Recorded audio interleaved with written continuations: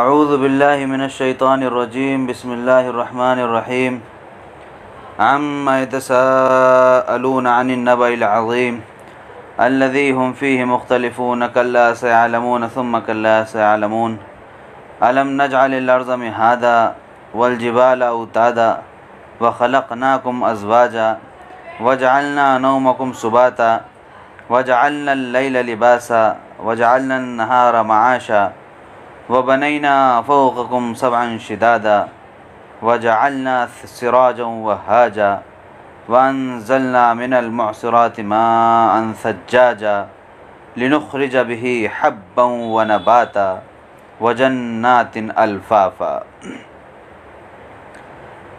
ये तीसरा पारा सूरह नबा से शुरू हो रहा है। नबा के माने ख़बर के हैं, इत्तला के, ख़बर।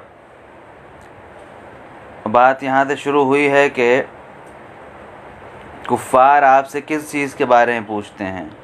कुफ़ार मक्का हुज़ूर सल्लल्लाहु अलैहि वसल्लम को कभी परेशान करने के लिए, कभी चिढ़ाने के लिए, भाई तुम कह रहे थे कि क़यामत आएगी, कब आएगी, क्या होगा, तो इस तरह की बातें किया करते थे। तो कहा जा रहा है, जिस तरह कल सूरह मारिज में बात आई थी, साअल साइलुम बिअज़ाबिन वाक़िअ, उसी तरह की बात यहाँ पर है कि ये लोग आपसे उस बड़ी ख़बर के बारे में पूछते हैं, कब आएगी, क्या होगा, कैसे होगा, वगैरह वगैरह। आप उनको बता दीजिए कि ऐसा ऐसा ऐसा ऐसा है।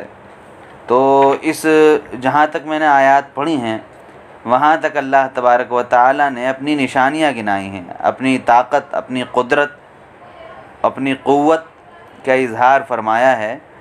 और उसके बाद फिर क़यामत के सिलसिले में कि क़यामत के दिन क्या होगा, कैसा होगा और दुनिया किस तरह बर्बाद होगी, ये तमाम चीज़ें बयान की गई हैं। और इसके साथ साथ फिर दो ही रुकू हैं इस सूरत में, तो अज़ाब जहन्नम का भी तज़किरा है। और फिर दूसरा रुकू जहाँ से शुरू होता है वहाँ से मोमिनों का अंजाम शुरू होता है कि मोमिन किस तरह रहेंगे, क़यामत के दिन क्या होगा क्या नहीं। एक बात ये अर्ज़ कर दूँ यहाँ पर कि ये बिलख़ुसूस आखिरी पारे में ये कई सूरतें आएंगी लाइन से।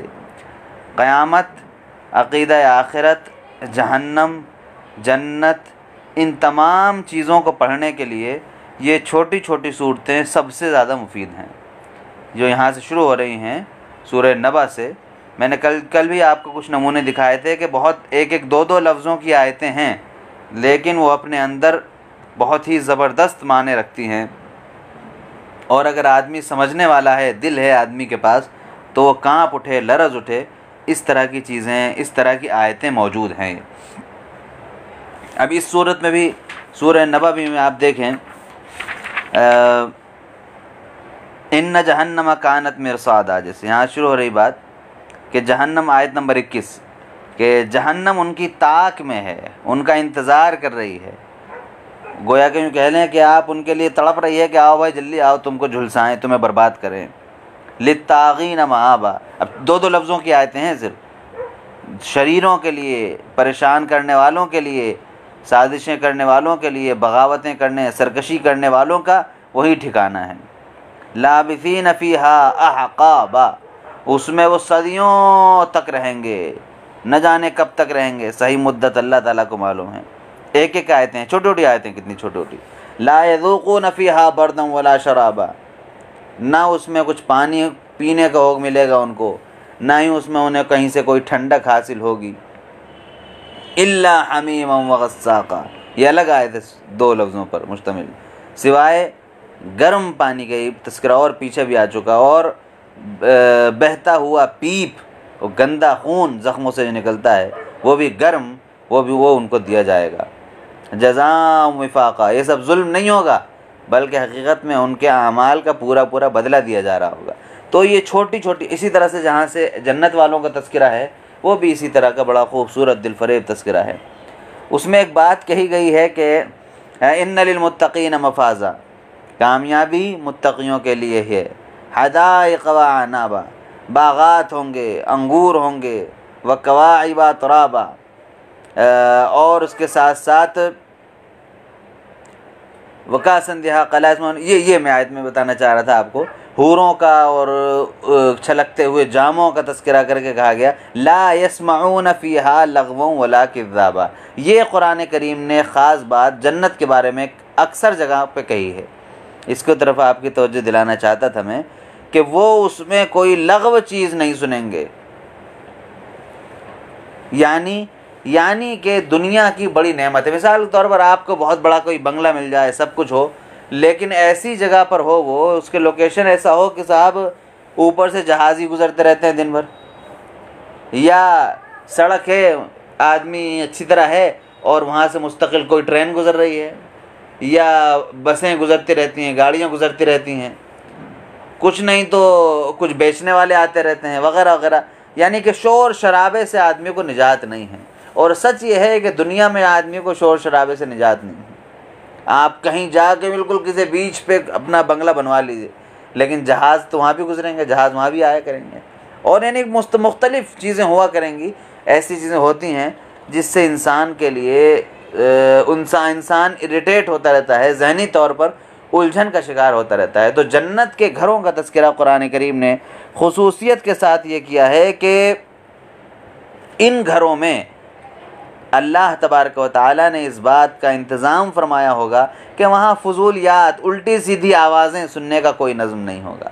बिल्कुल सुकून, शांति, अच्छी चीज़ें सुनेंगे अगर तो ऐसी चीज़ें सुनेंगे जिसको सुनकर दिल को लुभाए, जो उनके कानों में रस घोले, ऐसी चीज़ें होंगी। वरना फजूलियात और लायानी आवाज़ें, बेहंगम किस्म की आवाज़ें, ये सब वहाँ पर नहीं होगा। ये नुक्ता याद रखिएगा, जन्नत के बारे में कुरान करीम ने अक्सर मकामात पे ये बात कही है, और ये बहुत बारीक बात है। आमतौर पर हम जब घर हम ढूंढना चाहते हैं, कोई बड़े घर का तस्वुर आता है हमारे जहन में, तो ये बात आमतौर पर नहीं आती जहन में हमारे। उसके बाद आखिर में अल्लाह तबारक तआला ने फरमाया है, यौम यक़ूमुर रूहु वल मलाइकतु सफ़्फ़ा। उस दिन हज़रत जिब्रील अलैहिस्सलाम और बाकी तमाम फ़रिश्ते, यानी सब फ़रिश्तों के सरदार हज़रत जिब्रील और बाकी सारे फ़रिश्ते एक सफ़ बनाकर एक लाइन में खड़े होंगे अल्लाह ताला के सामने। ला यतकल्लमून इल्ला मन अज़िन लहुर रहमान। कोई बोल नहीं सकेगा, कोई ज़बान नहीं खोल सकेगा उस दिन सिवाय उस शख्स के जिसको अल्लाह ताला बोलने की इजाज़त देगा। ज़ालिकल यौमुल हक़ फ़मन शाअ इत्तख़ज़ इला रब्बिही माबा। आखिर में देखिए कि वयक़ूलुल काफ़िरु या लैतनी कुन्तु तुराबा। ऐसा दिन होगा कि काफिर तड़प रहा होगा, बिलबिला रहा होगा कि काश हम मिट्टी हो गए होते, इससे हमारा कोई वजूद ही ना होता, हमारे अंदर रूह ही ना होती, हमारे अंदर जान ही ना होती, कि आज हमें इस ख़तरनाक दिन का सामना ना करना पड़ता। उसके बाद सूरह नाज़ियात आ रही है, इसमें भी 2 रुकू हैं, और पहले रुकू में वही दुनिया मरने के बाद दोबारा उठाए जाने, बास बादल मौत, दुनिया ख़त्म होने के बाद दूसरी दुनिया और दोबारा ज़िंदगी हमारे अंदर पैदा होने, इसका तज़किरा किया गया है। और इसी के साथ साथ इसी रुकू में हज़रत मूसा अलैहिस्सलाम और फ़िरऔन का भी तज़किरा है। उसके बाद फिर दूसरे रुकू में अल्लाह तबारक व तआला ने अपनी निशानियाँ ज़िक्र की हैं, और निशानियाँ ज़िक्र करने के बाद जन्नत वालों और जहन्नम वालों के हालात बताए हैं। तीसरी ये सूरत सूरह अबस व तवल्ला जो है, सूरह अबस, उसमें अल्लाह तबारक, ये असल में इसका बैकग्राउंड में इसके वाक़या है, अल्लाह के रसूल सल्लल्लाहु अलैहि वसल्लम के एक सहाबी थे नाबीना, हज़रत अब्दुल्ला इब्न उम्म मक्तूम नाबीना थे। तो एक मरतबा अल्लाह के रसूल सल्लल्लाहु अलैहि वसल्लम कुफ़ार मक्का के जो कुछ में से कुछ लीडर्स थे, कायदीन जो थे कुछ उनके साथ बैठकर गुफ्तगू फरमा रहे थे, और कुछ बातें चल रही थी कि भाई दीन की बातें, अल्लाह की बातें, रसूल की बातें, रिसालत की, आखिरत की। अल्लाह के रसूल सल्लल्लाहु अलैहि वसल्लम दावत के सिलसिले में उनको लेकर बैठे हुए थे। इस दरमियान हज़रत अब्दुल्ला इब्न उम्म मक्तूम तशरीफ़ लाए। नाबीना थे, देखते नहीं थे। नाबीना इंसान को बेचारे को क्या पता कि क्या अंदर हो रहा है, क्या नहीं हो रहा। उन्होंने दरवाज़े से ही कहना शुरू कर दिया, अल्लिमनी मा अल्लमकल्लाहु या मोहम्मद, मोहम्मद सल्लल्लाहु अलैहि वसल्लम, है अल्लाह के रसूल, ज़रा मुझे भी कुछ बताइए जो आपको अल्लाह ताला ने बताया, कुछ हमें ही बता दिया कीजिए, आप तो सब दूसरों ही बताते रहते हैं।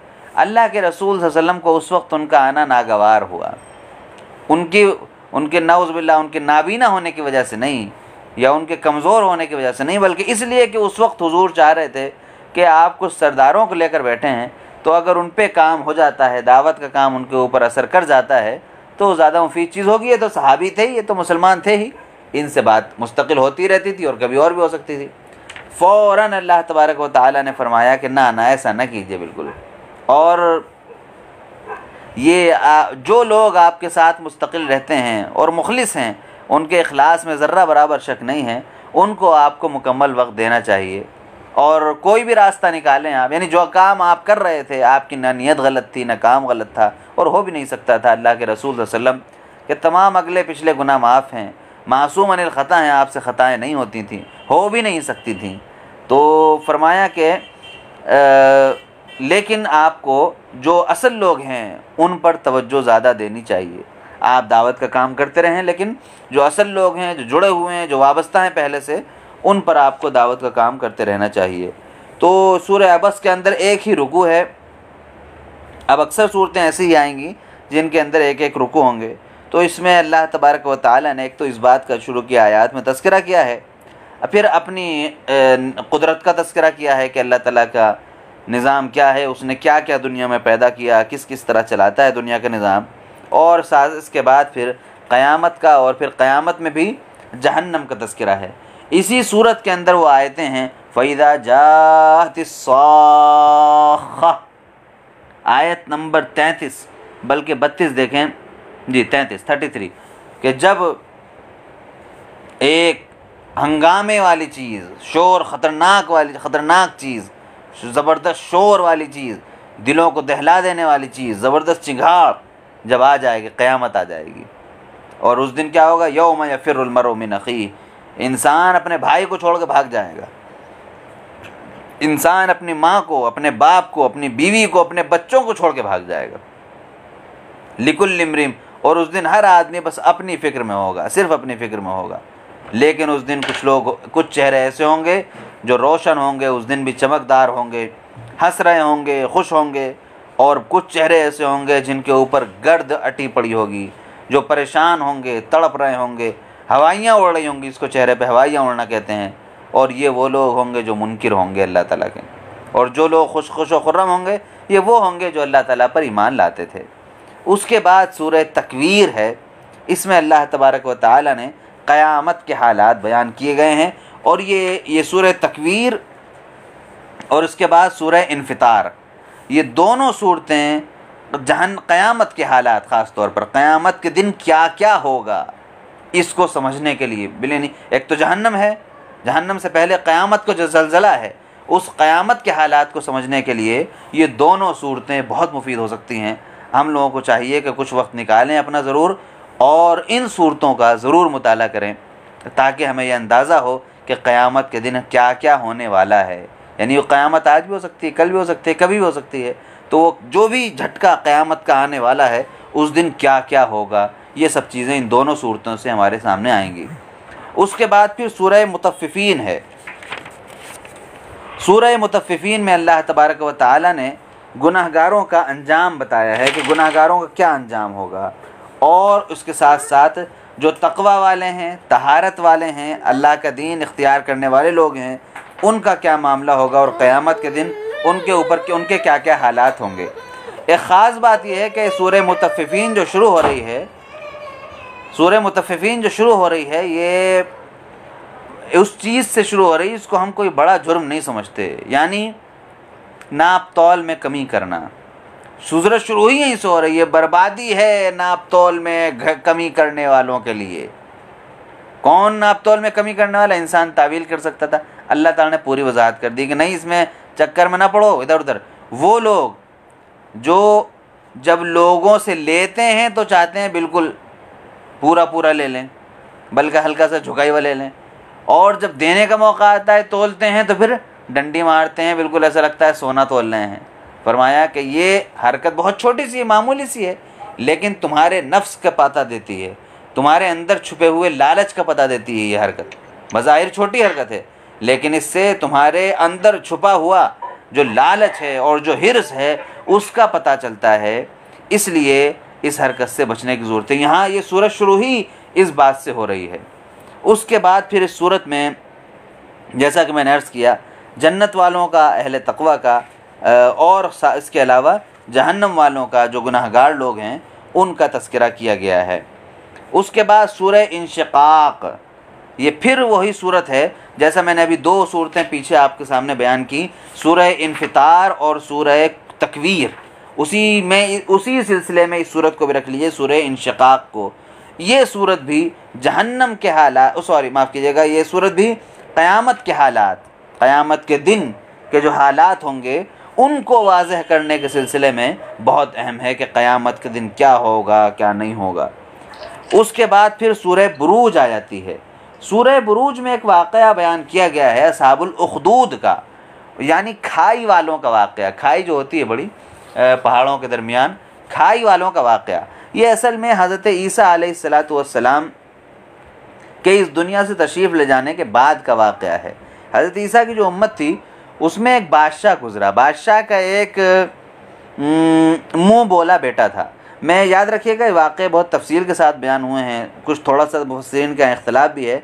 हज़रत शाह अब्दुल क़ादिर मुहद्दिस दहलवी ने जितना तब बयान किया है वाक़या, और जो वाक़या बयान किया बस मैं वाक़या बयान कर रहा हूँ और वो काफ़ी है उसको समझने के लिए। तो शाह साहब ने लिखा है कि ये असल में हज़रत ईसा अलैहिस्सलातु वस्सलाम के बाद की बात है। एक बादशाह था जो कि हज़रत ईसा के मज़हब पर था। बाद में उसने इनकार कर दिया मज़हब का और उसके अंदर बदअक़ीदगी पैदा हो गई। उसका एक मुँह बोला बेटा था। उसने अपने मुँह बोले बेटे को गया कि ट्यूशन पे लगाया एक जादूगर के पास, कि उस जादूगर के पास जाया करो और उससे जादू सीख के आया करो। वो जाता था। उसने रास्ते में उसकी मुलाकात एक राहिब से हो गई, ईसाई राहिब से, ईसाई आलिम से, ईसाई कहने के अल्लाह के नेक बंदे से। वो उसके पास बैठता था। जादूगर को उसने मारी लात, उसके पास जाना बंद कर दिया और इस राहिब के पास बैठता था और इससे बैठकर इंजील की तालीमात सीखता था। बहरहाल फिर उसके बाद जब वाक़या खुला, बादशाह को पता चला तो बादशाह बड़ा नाराज़ हुआ और उस बच्चे को अल्लाह ताला ने, वो जो लड़का था, अल्लाह ताला ने उसको बड़ी ताकत और क़ुव्वत भी, कुछ मौज़ात तो ना कहें, वो तो नबियों के साथ होती हैं, कुछ करामाती सिफ़ात भी अता कर दी थी। वो भी अपना हाथ फेर कर मरीज़ों को सही कर दिया करता था। इस तरह की चीज़ें पेश आती थी। तो उसने बादशाह को जब इससे नाराज़गी हुई कि भाई तुमने क्या किया, और बादशाह को पता चला कि जी ये तो ख़ुद बिगड़ा ही बिगड़ा है, यानी उनके लिहाज से इसने तो ये सबको ही अक़ीदा के लिहाज से बिगाड़ दिया है, यानी सबको गोया कि उसने ईसाई बना दिया और अल्लाह ताला की तौहीद पर कायम कर दिया। बादशाह चूँकि बदअक़ीदा हो गया था, उसके नज़दीक ये बहुत बड़ा बिगाड़ था, लिहाजा उसने इस बात को पसंद नहीं किया और उसने पूरी अपनी बादशाहत में, पूरी रियासत में, पूरी सल्तनत में हर मोहल्ले के सामने उसने बड़ी बड़ी खाई खुदवा दी, और यानी जो ज़रूरत के लिहाज से, और मोहल्ले के लोगों को निकाल के उन खाइयों के अंदर फेंक दिया गया और आग में जला दिया गया। हज़ार लोग ज़िंदा जला दिए गए, हज़ारों लोग ज़िंदा जला दिए गए। इस सूरत में उन्हीं का तज़किरा किया गया है। कहा कि उन लोगों के साथ जो मामला बुरा हुआ तो बज़ाहिर वो बुरा हुआ, लेकिन हकीकत में क़यामत के दिन उनका अज्र अल्लाह ताला के यहाँ उनका बड़ा अज्र है। और वो लोग जिन्होंने उन लोगों के साथ जुल्म किया, वो ख़ुद भी अपनी ही जलाई हुई आग में जल गए। शाह साहब ने भी लिखा है इस बात को कि वो आग जो उन्होंने जलाई थी, जगह जगह मोहल्लों जो आग जलाते फिर रहे थे खाइयों में, वही आग बेकाबू हुई। उस वक्त फायर ब्रिगेड वगैरह का नज़म तो होता नहीं था, और लिहाजा जंगलों में अगर आग फैल गई तो फैल गई। ये जंगलों वगैरह का मामला तो आज भी बहुत बिगड़ा हुआ है, किसी तरह कंट्रोल नहीं हो पाती, आग जंगलों में फैलती है। उस ज़माने में तो और वसाइल कम थे, लिहाजा वही आग, शाह साहब ने लिखा है कि वही आग फैल गई और उसी आग में जलकर बादशाह और उसके चेले चपाड़िया जितने थे ये सब बर्बाद हो गए। फिर ये सूरत जो ख़त्म होती है, जो कुरान करीम के तज़किरे पर ख़त्म होती है, बल हुआ कुरान मजीद फ़ी लौह महफूज़। लौह महफूज़ का तज़किरा ही पीछे आ चुका। उसके बाद सूरह तारिक़ है। ये एक सितारा है और जिससे ख़ास तौर पर पता लगाया जाता था और आज भी उसकी बड़ी अहमियत है, जिसको हम शहाब साक़िब भी कहते हैं। बड़ा सितारा होता है। तो अल्लाह तबारक व तआला ने फरमाया है कि वो अल्लाह ताला की कुदरत का वो ख़ुद एक नमूना है और बड़ा नमूना है। और बिलखुसूस माजी में, ज़माने जाहिलियत में, जब साइंस ने, टेक्नोलॉजी ने तरक्की नहीं की थी, उस सितारे से बड़ी मदद ली जाती थी रास्तों का अंदाज़ा लगाने में, ख़ास तौर पर समंदरी रास्तों का पता लगाने में। बहुत बड़ी नेमत था वो सितारा। अब वो चीज़ें नहीं है हमारे पास, कुतुबनुमा और दूसरी चीज़ें हैं, लेकिन बहरहाल जो लोग अब भी सितारों का इल्म रखते हैं उन लोगों के लिए आज भी वो इंतहाई अहम सितारा है।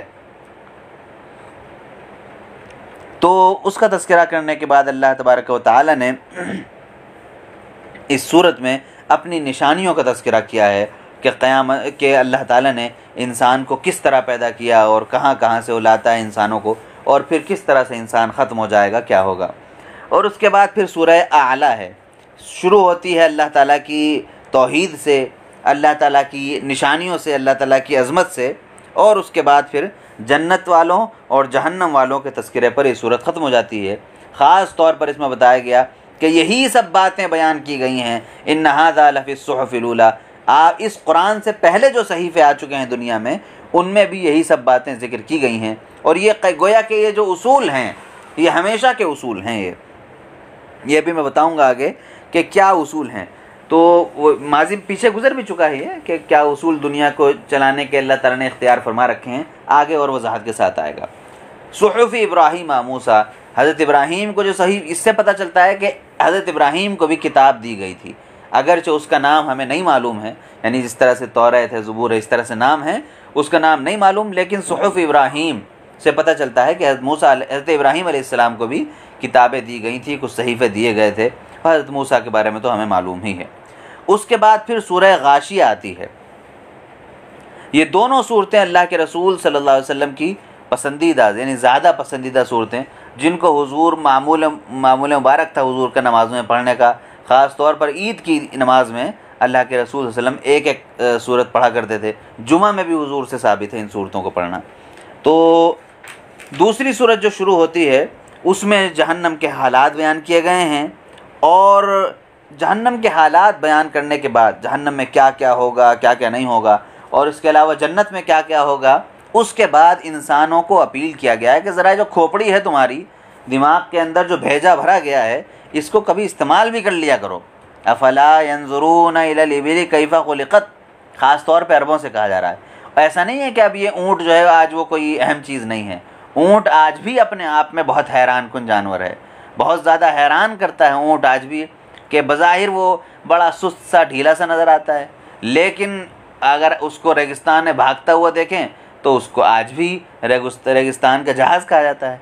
उससे तेज़ कोई जानवर और भाग नहीं सकता वहाँ पर, और हफ्तों भर बग़ैर खाए पिए रह लेता है। उसका जो कोहान उसकी पीठ पर निकला रहता है, उसमें वो कई हफ्तों का पानी स्टॉक कर लेता है, और अजीब व गरीब किस्म का वो जानवर है। तो फरमाया कि अफला, ऊँट को नहीं देखते कि वो किस तरह पैदा, नहीं अपने आसपास की चीज़ों ही को देख लिया करो कि अल्लाह ताला ने उनमें कितनी हिकमत रखी है, और कैसा अल्लाह ताला की कुदरत का मुजाहरा होता है इन चीज़ों में। और क्या आसमान को नहीं देखते कि किस तरह हमने उसको बुलंद कर दिया कि ना कभी गिरता, ना कभी टूटता, ना कभी कहीं से फटता, ना कुछ होता। क्या पहाड़ों को नहीं देखते कि कैसे जमे हुए खड़े हैं अपनी जगह पर, और ज़मीन को भी जमा रखा है। अब जब साइंस ने, टेक्नोलॉजी ने ज़्यादा तरक्की की तो पता चला कि साहब जो इतने बड़े बड़े पहाड़ ज़मीन पर नज़र आ रहे हैं, इससे कई गुना बड़े पहाड़ समुद्रों के अंदर, पानी के अंदर मौजूद हैं। तो पता चला कि वो सारे पहाड़ इस अल्लाह ताला की कुदरत की दलील हैं। क्या ज़मीन को नहीं देखते कि कैसी बिछा दी गई है, इधर से उधर तक चली जा रही है, पूरा एक गोला है, उसमें सारी चीज़ें हैं। बज़ाहिर कुछ नहीं है मिट्टी, लेकिन हकीकत में उसके अंदर इतनी ताकत है कि वो अंदर से कैसा कैसा गल्ला और कैसा कैसा अनाज और कैसे कैसे फल और सब्ज़ियाँ, वही एक ही ज़मीन और सब कुछ उगाती रहती है। यानी ये ज़मीन एक ही है, आप उसमें आपने बीज डाल दिया तो अब आम उगा देगी, आप उसमें बीज डाल दिए तो वहीं से वही ज़मीन आपके लिए कड़वे कड़वे फल और नीम वगैरह उगा देगी। फ़ज़क्किर, फिर कहा गया कि लिहाजा इन तमाम चीज़ों को देखा करो और नसीहत हासिल किया करो। बल्कि अल्लाह के रसूल सल्लल्लाहु अलैहि वसल्लम से कहा जा रहा है कि आप लोगों को नसीहत करते रहिए। इन्नमा अंत मुज़क्किर, आपका काम समझाना है। लस्ता अलैहिम बिमुसैतिर, आप दरोगा बना के नहीं भेजे गए कि नहीं जो आदमी भी इस्लाम नहीं लाएगा उसके बारे में नबी से पूछा जाएगा, ऐसा नहीं है। एक बार, दो बार, चार बार, जितनी बार समझा सकते हैं आप उतना समझाइए, फिर आपकी ज़िम्मेदारी ख़त्म। नहीं मानते तो जूते इनके पड़ेंगे, फिर आपके ऊपर कुछ नहीं होगा। आखिर में यही कहा गया, इन्ना इलैना याबहुम, आना तो हमारे ही पास है इनको, सुम्मा इन्ना अलैना हिसाबहुम, फिर हम हिसाब ले लेंगे इनका। और हम देख लेंगे इनकी हरकतें क्या क्या थीं।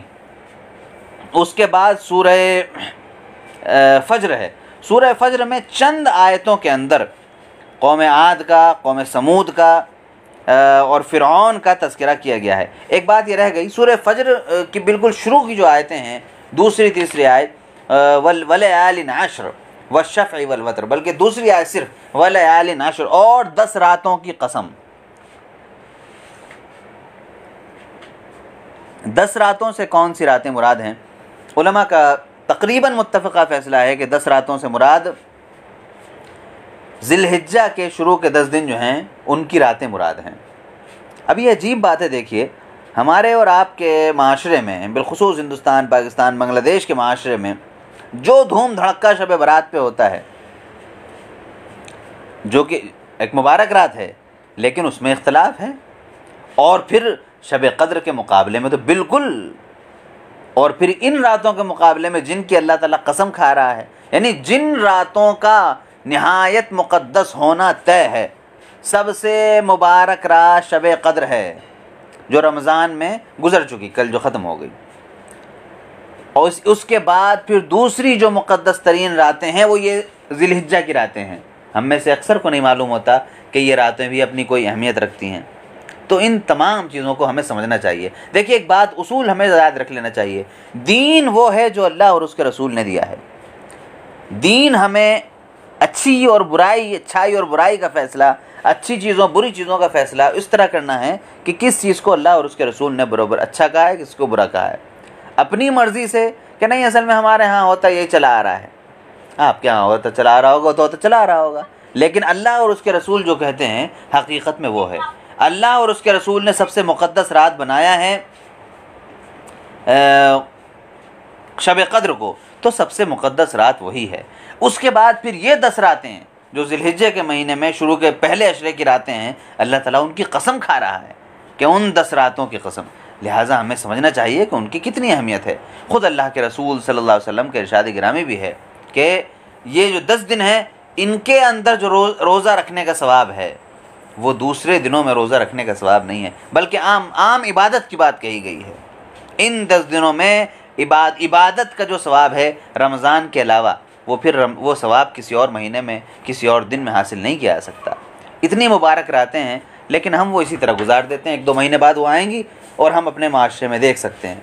गरज़ ये कि सूरह फज्र में फिर मैंने अर्ज़ किया कि कौम आद का, कौम समूद का, फ़िरऔन का, इन लोगों का तज़किरा है, किस तरह बर्बाद हुए, न बात न मानकर, इसका तज़किरा किया गया है और क़यामत का तज़किरा किया गया है। आखिर में फरमाया गया या अय्युहन नफ्सुल मुतमइन्ना, वो लोग जिनकी रूहें बहुत मुतमईन हैं और जो दुनिया में ईमान के साथ ज़िंदगी गुजारते हैं और ईमान पर ख़ात्मा होता है, तो अल्लाह तबारक व तआला की तरफ से उनको प्यार से, मोहब्बत से बुलाया जाता है कि आ जाओ हमारे पास आ जाओ। इरजिई इला रब्बिका राज़ियतम मर्ज़िया, पहुँच जाओ अपने रब के पास, तुम उससे राज़ी हो और वो तुमसे राज़ी है। फ़दख़ुली फ़ी इबादी वदख़ुली जन्नती, मेरे महबूब बंदों में, मेरे प्यारे बंदों में शामिल हो जाओ और मेरी जन्नत के अंदर अब अपना कदम रख दो और जन्नत में दाखिल हो जाओ।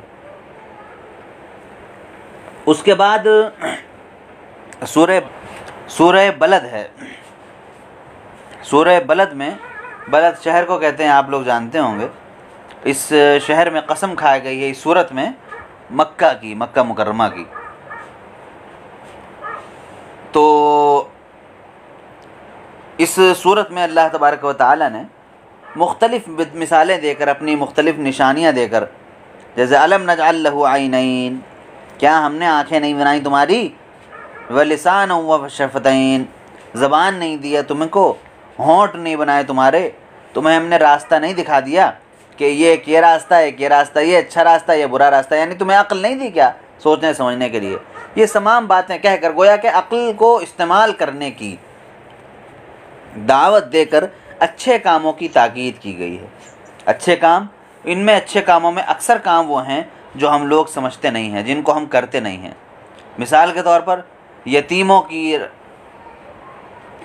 ख़बरगिरी करना, उनकी किफ़ालत करना, भूखों को खाना खिलाना, ग़ुलामों को या आजकल कह लें कैदियों को छुड़ाना, जो बेचारे जुल्म के तौर पर जेलों में बंद हैं, और जो मिस्कीन हैं, गरीब हैं, उनकी खबरगिरी करना, ये तमाम काम नेक काम हैं जिनको नेक काम की हैसियत से कुरान करीम ने गिनाया है, और ये बहुत ज़रूरी काम हैं। और अफसोस की बात यह है कि मुस्लिम माशरे में इन कामों को नेक काम समझने का मिजाज ख़त्म होता चला जा रहा है, और ये काम इसलिए बाकायदा एक मिशन के तौर पर, एक मुकम्मल तहरीक के तौर पर उम्मत मुस्लिमा में नहीं पाए जाते हैं। ये फ़िक्र की बात है और इन कामों को इख्तियार करना चाहिए। उसके बाद सूरह शम्स है। सूरह शम्स में अल्लाह तबारक व तआला ने कस्में भी खाई हैं, और अपनी कस्में खाने के साथ साथ अल्लाह ताला ने अपनी निशानियों का भी जिक्र किया है। और इसी सूरत के अंदर, एक ही सूरत के अंदर, एक कौम का ख़ास तौर पर कौम समूद का तज़किरा किया गया है कि किस तरह से उनके पास रिसालत आई और किस तरह से उन्होंने सरकशी की, और जब सरकशी की तो फिर उन्होंने वो मांगा था, आपको याद होगा, ऊँटनी मांगी थी अल्लाह हज़रत सालेह ने, जो उस वक्त रसूल थे, उनके लिए उन्होंने ऊँटनी दी, उन्होंने उसको काट पीट के फेंक दिया और ज़िबा कर दिया उसको। लिहाजा उसके बाद उनके ऊपर फ़दमदम अलैहिम रब्बुहुम बिज़म्बिहिम फ़सव्वाहा, अल्लाह ताला ने उनके ऊपर उनके गुनाहों को पलट दिया, उसकी मार उनके ऊपर नाजिल की और फिर उन सब को बराबर करके मलिया मेट करके रख दिया। उसके बाद सूरह लैल है। इसमें भी अल्लाह तबारक व तआला ने अपनी निशानियों का तज़किरा किया है और जहन्नम के अज़ाब से खौफ दिलाया है कि जहन्नम का अज़ाब कैसा होगा, कैसा नहीं। ये पिछली जो सूरत गुज़री है सूरह शम्स, बल्कि सूरह बलद, इसमें एक आयत है जो मैंने अर्ज़ किया था अभी, वहदैनाहुन नजदैन, हमने इंसान को दोनों रास्ते दिखाए। यहाँ से हमें पता चलता है कि अल्लाह ताला ने इंसान को बिल्कुल मजबूर भी नहीं किया कि चलो यही काम करना है तुम्हें, और बिल्कुल इंसान को छोड़ भी नहीं दिया आज़ाद, बल्कि इंसान को यानी कुछ बताया ही नहीं, अंधा भैंसा घूम रहा ना, ऐसा भी नहीं है, और मजबूर भी नहीं किया उसको। अल्लाह ताला ने ये किया कि इंसान को अच्छा और बुरा ये दोनों रास्ते दिखा दिए, अक्ल दे दी, फ़हम दे दिया, समझ दे दी कि ये अच्छाई है, ये बुराई है। जैसे अल्लाह के रसूल सल्लल्लाहु अलैहि वसल्लम से पूछा साहबा ने कि बुराई क्या चीज़ है, ऐसा जवाब इरशाद फरमाया हुजूर ने, आप फरमाया कि मा हाका फी सद्र, वो चीज़ बुरी है जो तुम्हारे दिल में खटके, जिस काम को करते हुए तुम्हें डर लगे कि इस काम को लोग न देखें तो अच्छा है, वो समझ जाओ कि वो बुरी है। जिस काम को, चूँकि अच्छे काम के लिए कभी दिल में खटका पैदा नहीं होता। आप किसी गरीब की मदद करें तो आप डरेंगे क्या, कोई देख न ले मुझे गरीब की मदद करते हुए। आप किसी प्यासे को पानी पिला रहे हैं या किसी जानवर की आप मदद कर रहे हैं तो क्या आपको शर्म आएगी कि तौबा तौबा लोग क्या समझेंगे अगर देख लिया मुझे? ऐसा नहीं होगा बिल्कुल। अच्छे काम पर दिल मलामत नहीं करता कभी। ये दिल के अंदर अल्लाह ताला ने समझ जो रख दी है, अगर हम लोग इस नेमत पर ही सजदा करते रहें अल्लाह ताला को, तो भी इस नेमत का हक अदा ना हो। हमारे अंदर अच्छे बुरे की तमीज़, खैर और शर की तमीज़, हक़ व बातिल की तमीज़ और नेकी और बदी की तमीज़, ये बहुत बड़ी चीज़ है। इंसान को अल्लाह ताला ने ताकत दी है, तो उस आयत करीमा से बात जहन में रखिएगा। यही बात थोड़ी अलग अंदाज में आई है, ये पीछे भी हम गुजर चुके उस सूरत से, सूरह शम्स से। इसमें कहा गया कि वनफ्सिन वमा सव्वाहा फ़अल्हमहा फ़ुजूरहा व तक़वाहा, कि अल्लाह ताला ने इंसान को नफ्स दिया है, दिल दिया है, और उसको फिर ठीक ठीक बना दिया, उसको फितरत के निज़ाम पे कायम फरमाया, और फिर फ़अल्हमहा फ़ुजूरहा व तक़वाहा, उसको गुनाह के रास्ते भी दिखा दिए, उसको तक़वा के रास्ते भी दिखा दिए, उसको गुनाह की समझ भी दे दी और उसको नेक कामों की समझ भी दे दी। वही बात जो है मज़ीद वज़ाहत के साथ यहाँ आई थी। बहरहाल उसके बाद फिर हम सूरह लैल देख चुके। सूरह ज़ुहा में अल्लाह तबारक व तआला ने, अब ये दो सूरतें आ रही हैं मुसलसल, सूरह ज़ुहा आएगी और फिर इंशराह अलम नशरह। इन दो सूरतों को आप यूँ कह लें कि ये पूरी सीरत नबवी हैं। ये दोनों सूरतें, इनमें अल्लाह के रसूल सल्लल्लाहु अलैहि वसल्लम जिन मराहिल से गुज़र कर आगे बढ़े और जिस तरह से आप फिर नबूवत के मकाम तक पहुँचे, और अल्लाह ताला ने आपके ऊपर अपने फ़ज़ल व करम की जिस तरह बारिश फरमाई, वो सब बहुत वजाहत के साथ आ गया है। इन दोनों सूरतों को अगर आप देखें कि ये दोनों सूरतें आपको सीरत नबवी नज़र आएंगी, मिसाल के तौर पर, पूरी तशरीह तो नहीं कर सकते। माँ वद्दाअक रब्बुका मा क़ला, ये असल में हुआ था कि हुजूर के ऊपर वही रुक गई थी काफ़ी अरसे के लिए आनी।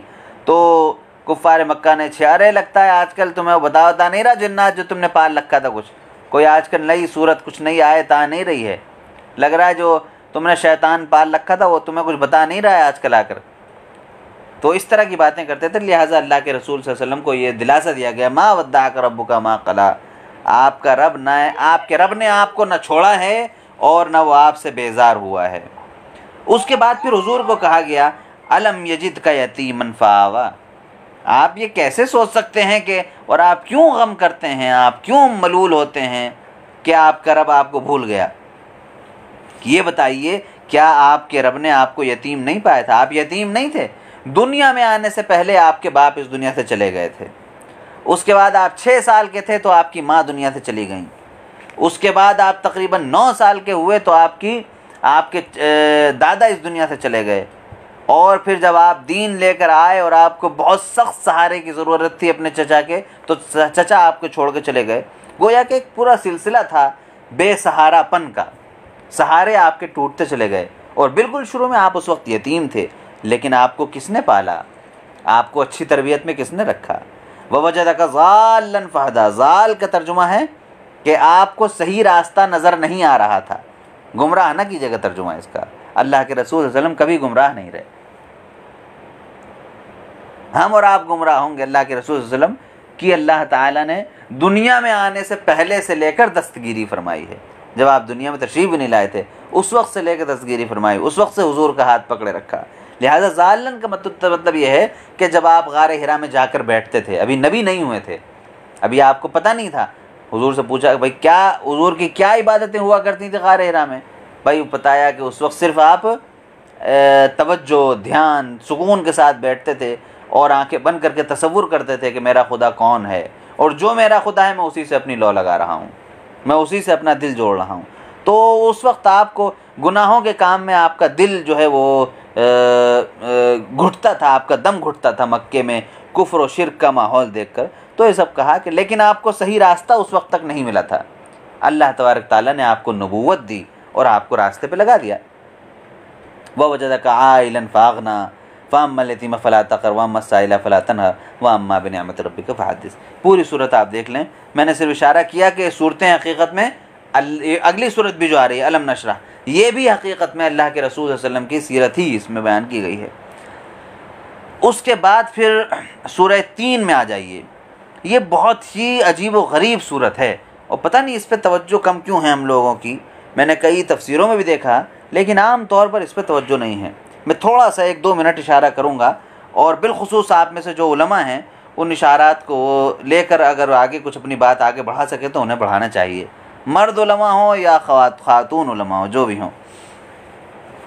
देखिए इसमें ये बात तो सब मुफस्सिरीन ने लिखी है। ये यानी मैं बहुत वजाहत के साथ ये बात अर्ज़ कर दूं कि ये सूरत जो है ये अपने आप में हम कह सकते हैं कि इस सूरत में अल्लाह तबारक व तआला ने दुनिया को चलाने के अज़ली उसूल बयान कर दिए हैं और इतनी जामे है कि मैं क्या बताऊं। देखिए वत्तीन वज़्ज़ैतून, इंजीर और जैतून की कसम खाई गई। वतूर सीनीन, कोहे तूर, याद होगा आपको हज़रत मूसा अलैहिस्सलाम को जहाँ बुलाया गया था उसकी कसम खा गई। वहादल बलदिल अमीन, और इस अमन वाले शहर यानी मक्का मुकर्रमा की। इन तीनों की कस्में खाकर तीनों आसमानी मजहबों को जोड़ दिया गया। यानी जब से ये दुनिया है तब से जो हालात दुनिया में पेश आए उन सबको गवाह बना के कहा जा रहा है। वह तीन इंजीर जैतून वगैरह शाम के इलाके में होते हैं। आपको याद होगा ये बात कई बार गुजर चुकी। बनी इसराइल की असल सरजमीन शाम थी, हज़रत इब्राहीम अलैहिस्सलाम की असल सरजमीन शाम थी और यही वो सरजमीन है जहाँ हज़रत ईसा अलैहिस्सलाम तशरीफ़ लाए थे। तूर सीनीन कहकर यहूदियों को शामिल कर लिया गया जहाँ हज़रत मूसा अलैहिस्सलाम को नबूवत मिली थी, और मक्का मुकर्रमा कहकर मुसलमानों को शामिल कर लिया गया। तो गोया कि जब से दुनिया है तब से ये उसूल हैं। कौन सा उसूल? लक़द ख़लक़नल इंसान फ़ी अहसनि तक़वीम। नंबर 1, हमने इंसान को बेहतरीन शक्ल में पैदा किया, यानी उसके अंदर जिस्मानी फिज़िकली जो उसके अंदर सलाहियतें हैं वो उसके अंदर सबसे ज़्यादा हैं। भाई डायनासोर इतना बड़ा था, अगर अल्लाह ताला ने इंसानों जैसी अक्ल दी होती तो अब तक बाकी होता कि नहीं होता? एक मखलूक थी डायनासोर नाम की और वो ख़त्म हो गई। क्यों ख़त्म हो गई? क्योंकि उनका गुजार बसर नहीं हो रहा था, उनके खाने पीने का जुगाड़ सेट नहीं हो रहा था। इंसानों जैसी अक्ल होती तो फिर काम बन जाता, बड़ी मस्ती से गुजरती ज़िंदगी। लेकिन अल्लाह ताला ने अक्ल नहीं दी, इतनी बड़ी और इतनी ताकतवर मखलूक होकर भी ख़त्म हो गई। तो इसी तरह से बहुत सारी चीज़ें हैं गौर करने की। तो अल्लाह ताला फरमाता है कि जिस्मानी तौर पर, फिज़िकली तौर पर सबसे ताकतवर, सबसे अच्छी मखलूक हमने इंसान को बनाया।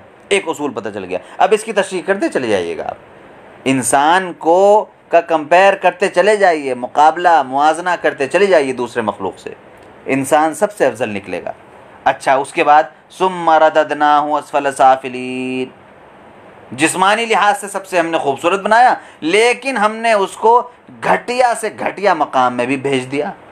यानी ये दूसरा उसूल, इंसान अगर अपनी इंसानियत की लाज नहीं रखेगा, इंसान अगर अपनी सलाहियत देने वालों की, वाली ज़ात की लाज नहीं रखेगा, उससे वाबस्ता नहीं होगा, तो वो जलील तरीन मकाम में पहुंच जाएगा।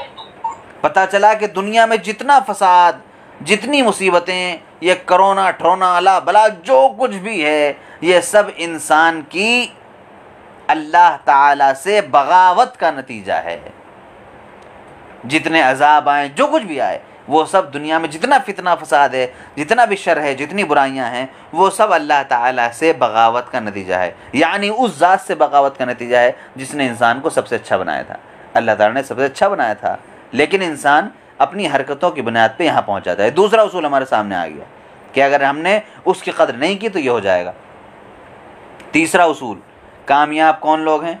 नंबर 1 जो ईमान ले आएँ, और नंबर 2 नेक काम करते रहें। नेक काम का मतलब, जैसे हम हिंदुस्तानी पाकिस्तानी वाले नेक काम नहीं हैं कि हमारे यहाँ नेक काम, भाई आपके पास 1 करोड़ रुपए हैं, आसपास आपके बहुत सारी बेवाएँ हैं, यतीम हैं, लाचार हैं, और जहालत अपने उरूज को पहुँची हुई है, सब कुछ है। हाँ भाई, 1 करोड़ पर क्या करना है? इसको जी यहाँ पे एक बहुत आलीशान 10 मंजिला मस्जिद बनवा देते हैं। उसका क्या होगा, क्या हासिल है उस मस्जिद का? कि नहीं जी कुछ भी नहीं, बस ये है कि बन जाएगी, नाम याद रहेगा लोगों को, एक शान रहेगी। तो हमारे यहाँ आमतौर पर ये चीज़ें हैं। लेकिन अल्लाह ताला के नज़दीक अमल सालिहात क्या हैं, जो पीछे भी बहुत सारे गुजर भी चुके। अमल सालिहात भी मैंने बताया भी था आपको, कुरान करीम में जा बजा उसका तज़किरा आता भी है। तो फरमाया कि ईमान, मजबूत ईमान, सहाबा वाला ईमान चाहिए, और अमल सालिह भी कौन सा चाहिए? वही चाहिए जो अल्लाह ने बताए और उसके रसूल ने, सहाबा किराम ने करके दिखाए। जो लोग ऐसा करेंगे उनका क्या है? फलहुम अजरुन गैरु ममनून, उनको लिए ऐसा बदला है जिसकी कोई इंतहा नहीं है। ठीक है साहब। उसके बाद फमा युकज़्ज़िबुका बअदु बिद्दीन, जब ये सारी चीज़ें दुनिया के सामने हैं तो आखिर इंसान फिर क्यों, गोया कि एक सवाल इंसान के सामने रखा जा रहा है। जब ये 2-2 4 की तरह हकीकतें तुम्हारे सामने बयान कर दी गई हैं, अक्ल दे दी, दिमाग दे दिया, ईमान का रास्ता दिखा दिया, सब कुछ कर दिया, बुरों की तारीख़ दिखा दी कि दुनिया किस तरह बर्बाद होती है, बड़ी बड़ी कौमें किस तरह बर्बाद हुई, उसके बावजूद फिर तुम क़यामत के दिन को कैसे झुठला सकते हो? यानी कि क़यामत के दिन को याद रखना इंसान की कामयाबी की बहुत बड़ा सबब है, इंसान की कामयाबी का। और क़यामत के दिन को भुलाना इंसान की बर्बादी का बुनियादी सबब है। यहाँ से ही हमें उसूल पता चल गया। अलैहिस्सलाहु बिअहकमिल हाकिमीन, क्या अल्लाह ताला तमाम हुकूमत करने वालों से बड़ा हुकूमत करने वाला नहीं है? देखिए ख़ास बात है, यहाँ पर अहकमुल हाकिमीन का लफ्ज़ इस्तेमाल किया अल्लाह ताला ने, जो आम तौर पर कम जगह इस्तेमाल हुआ है। यानी इन दुनिया में जो झगड़ा है, लड़ाई है, मुल्कों की लड़ाई, या मेरी तेरी लड़ाई, या घरों की लड़ाई, या घरों में दीवारें उठना, भाई बहन की, भाइयों की, दोस्तों यारों की, और अला बला जो सब झगड़े हैं दुनिया में, वो इसी के तो हैं कि किसका झंडा ऊंचा रहे, किसके कब्ज़े में ज़्यादा लोग रहें, किसके पास ज़्यादा दौलत रहे, किसके पास बड़ा एम्पायर रहे। सारी चीज़ें यही हैं। अल्लाह ताला फरमाता है ये सारी लानतें अपनी जेब में डालो और इन सबको बहा दो नाली में, और ये समझ लो कि सारी हुकूमतें जो हैं तुम्हारी उन तमाम से भी बेपनाह अजीम हुकूमत अल्लाह तबारक व तआला की है, बस उसी की ज़ात से चिपक जाओ। लिहाजा ये बहुत ही मुख्तसर मैंने चंद बातें आपके सामने कही हैं, वरना इस सूरह 3 की एक एक आयत जो है अपने अंदर बहुत वसी माने रखती है। इसलिए हम ये पूरे वसूख के साथ कह सकते हैं कि ये सूरत दुनिया के लिए अब अज़ली और अबदी उसूल फराहम करती है हमें, दुनिया की बका के लिए भी और दुनिया की बर्बादी के लिए भी, रूहानी बका और बर्बादी भी और जिस्मानी बका और बर्बादी भी। ये बात जहन में रखनी चाहिए। चलिए साहब, इससे ज़्यादा तशरीफ़ फ़िलहाल मुमकिन नहीं है। उसके बाद सूरह अलक़ आ जाती है, जिसमें यानी ये शुरू की 5 आयतें इक़रा बिस्मि रब्बिकल्लज़ी से अल्लमल इंसान मा लम यअलम, ये 5 आयतें वो हैं जो अल्लाह के रसूल सल्लल्लाहु अलैहि वसल्लम पर पहली वही के तौर पर नाजिल हुई। अल्लाह के रसूल सल्लल्लाहु अलैहि वसल्लम गार हिरा तशरीफ़ ले जाते थे, आप जानते हैं। उम्मुल मोमिनीन हज़रत खदीजतुल कुबरा रज़ी अल्लाह तआला अन्हा हुजूर के लिए खाना वाना ख़ुद भी लाती थी कभी कभी, और कभी कभी हुजूर ख़ुद तशरीफ़ लाते थे और कई दिनों का खाना ले जाकर फिर गार हिरा में तशरीफ़ ले जाते थे। वहाँ बैठ कर आप जो भी बात हुई, हुजूर अल्लाह ताला को से लौ लगाने की कोशिश करते थे जितना उस वक्त आपसे मुमकिन होता था और जितना उस वक्त आप खुदा ताला को पहचानते थे। उसके बाद फिर एक दिन हुआ ये कि आपके पास एक मखलूक आई, हुजूर उस वक्त तक जानते नहीं थे कौन है क्या नहीं। उसने कहा कि पढ़ो। अल्लाह के रसूल सल्लल्लाहु अलैहि वसल्लम ने कहा, भाई मुझे पढ़ना नहीं आता, मैं किसी कॉलेज में मैं कहीं का पास आउट नहीं हूँ, मैं कहाँ से पढ़ूँगा। कहा पढ़ो। उन्होंने हुजूर को फिर अपने सीने से लगाया और दबाया, फिर दोबारा कहा तिबारा। उसके बाद जब कहा तो फिर ये 5 आयतें याद कराईं, इक़रा बिस्मि रब्बिकल्लज़ी ख़लक़। 5 आयतें हुजूर की ज़बान मुबारक पर जारी हो गईं और उसके बाद फिर वही का सिलसिला आपके ऊपर आना शुरू हो गया। यही वही है जिसके बाद हुजूर बहुत घबराए हुए पहुँचे थे। हज़रत खदीजा को बताया, वो जुमले याद रखने के, हज़रत खदीजा को बताया कि भाई ऐसा ऐसा है और मुझे तो लग रहा है कोई भूत और जिन भूत प्रेत कोई मेरे पीछे पड़ गया है और अब हो सकता है मैं दुनिया में बाकी ना रहूँ, मैं कहीं मैं मर मुरार न जाऊँ। तो हज़रत खदीजा ने कहा हरगिज़ नहीं, कल्ला, मुमकिन नहीं है कि ऐसा हो जाए, आपको आपका रब हरगिज़ ज़ाय नहीं कर सकता।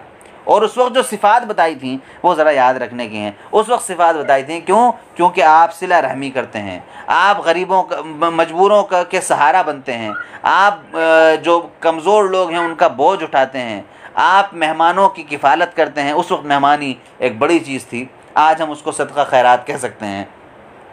उन सिफ़ात को हुजूर ने को बताया गया, यानी कि जो बिल्कुल आम रिफ़ाह आम के काम है, बताया कि जो आदमी ये सब काम करता हो वो जलील कहाँ से हो सकता है, अल्लाह ताला तो उसको बड़ा अजर देगा। फिर उसके बाद हज़रत खदीजा हुजूर को अपने चचा हज़रत वर्क़ा बिन नौफल के पास ले गईं। वो मुशरिक नहीं थे, ईसाई मज़हब पर अमल पैरा थे और ईसाई मज़हब के बड़े आलिम थे। वो उनको हुजूर के पास ले गईं, हुजूर को हज़रत वर्क़ा के पास ले गईं। हज़रत वर्क़ा बिन नौफल उस वक्त अच्छी उम्र हो चुकी थी, 80-90 की उम्र को पहुँच रहे थे और आपकी आँखों की बीनाई ख़त्म हो चुकी थी। उन्होंने पूछा, बताओ बेटा क्या देखा तुमने। बताया कि ऐसा ऐसा है। हज़रत वर्क़ा फ़ौरन समझ गए, कहा कि ये वही नामूस है, ये वही ज़ात है, ये वही हस्ती है जो तुमसे पहले मूसा के पास भी आई है, ईसा के पास भी आई है। और काश मैं ज़िंदा रहूँ जब तुमको तुम्हारी कौम निकाल देगी, तो अब काश मैं तुम्हारी मदद करने के लिए ज़िंदा रहूँ, बाकी रहूँ। हुजूर को बढ़िया कि मुझे निकालेंगे, तो मेरे ऊपर बड़ा एतमाद करते हैं, मुझे लिए फिरते हैं, सर पे बिठाए फिरते हैं। उन्होंने कहा कि नहीं, हमेशा ये होता रहा है और तुम्हारे साथ भी अब ये सब होगा। गोया कि हुजूर की नबूवत का इनकार करने वाले वो बुनियादी लोगों में से एक थे हज़रत वर्क़ा बिन नौफल। उसके कुछ अर्से बाद उनका इंतकाल हो गया। हज़रत खदीजा रज़ियल्लाहु अन्हा के चचा थे। तो ये 5 आयतें जो हैं, ये इनका सियाक है, इनका बैकग्राउंड है, जहन में रहना चाहिए। उसके बाद फिर इसी सूरत में ज़रा सा आगे चलकर अबू जहल का तस्करा किया गया है, नाम लेके नहीं, बल्कि एक ऐसा बंदा है जो यूँ करता है, वो करता है, अकड़ता है और ऐसा ऐसा करता है, परेशान करता है। और हालांकि उसकी हैसियत कुछ नहीं है, गरीबों की रखवाली, गरीबों की किफ़ालत, जो अच्छे काम हैं वो उसके बस के नहीं हैं। तो उसको एक गोया के नमूने के तौर पे पेश करके अबू जहल को तमाम अहले बातिल की नाकामी की तरफ इशारा किया गया है कि इनका मुक़द्दर में बर्बादी ही है। उसके बाद सूरह क़द्र है, जिसमें अल्लाह तबारक ताला ने लैलतुल क़द्र के बारे में बताया है कि एक ऐसी रात है, ऐसा ऐसा है। उसके बाद फिर सूरह बय्यिना आती है।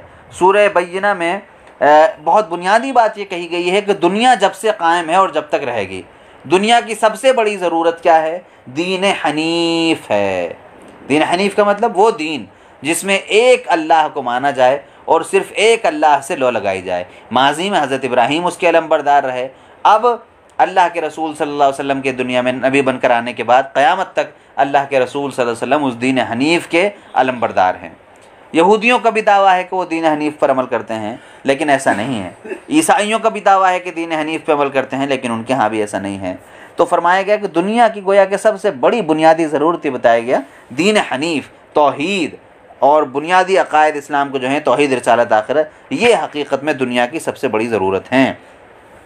उसके बाद फिर सूरह ज़िलज़ाल है जिसमें क़यामत के ज़लज़ले के बारे में बहुत ही अजीब व गरीब अंदाज में बताया गया है कि क्या क्या है, क़यामत का ज़लज़ला कैसा है। इसमें एक आयत, आखिर की 2 आयतें जो हैं वो हमारी तवज्जो चाहती हैं, और ये आयतें हम सबको याद भी हैं, हम पढ़ते भी हैं, लेकिन इन दोनों आयतों को मोटा मोटा लिखकर अपने अपने कमरों में लटका लेना चाहिए। फ़मन यअमल मिस्क़ाल ज़र्रतिन खैरन यरा वमन यअमल मिस्क़ाल ज़र्रतिन शर्रन यरा। एक ज़र्रा बराबर भी अगर किसी ने खैर किया है तो क़यामत के दिन वो उसके सामने आ जाएगा, और ज़र्रा बराबर बुराई अगर किसी ने किसी के साथ की है तो क़यामत के दिन वो भी सामने आ जाएगी। ये बहुत ही आदमी के लिए बहुत ही अजीब व गरीब आयतें हैं और इंसान को होशियार करने के लिए, ख़बरदार करने के लिए काफ़ी हैं। उसके बाद सूरह आदियात है। इसके शुरू की आयतों में अल्लाह तबारक व तआला ने अपने रास्ते में जिहाद में शरीक जो घोड़े होते हैं उनकी कसम खाई है, गोया कि उनका तक़द्दुस और उनका मुबारक होना बताया है।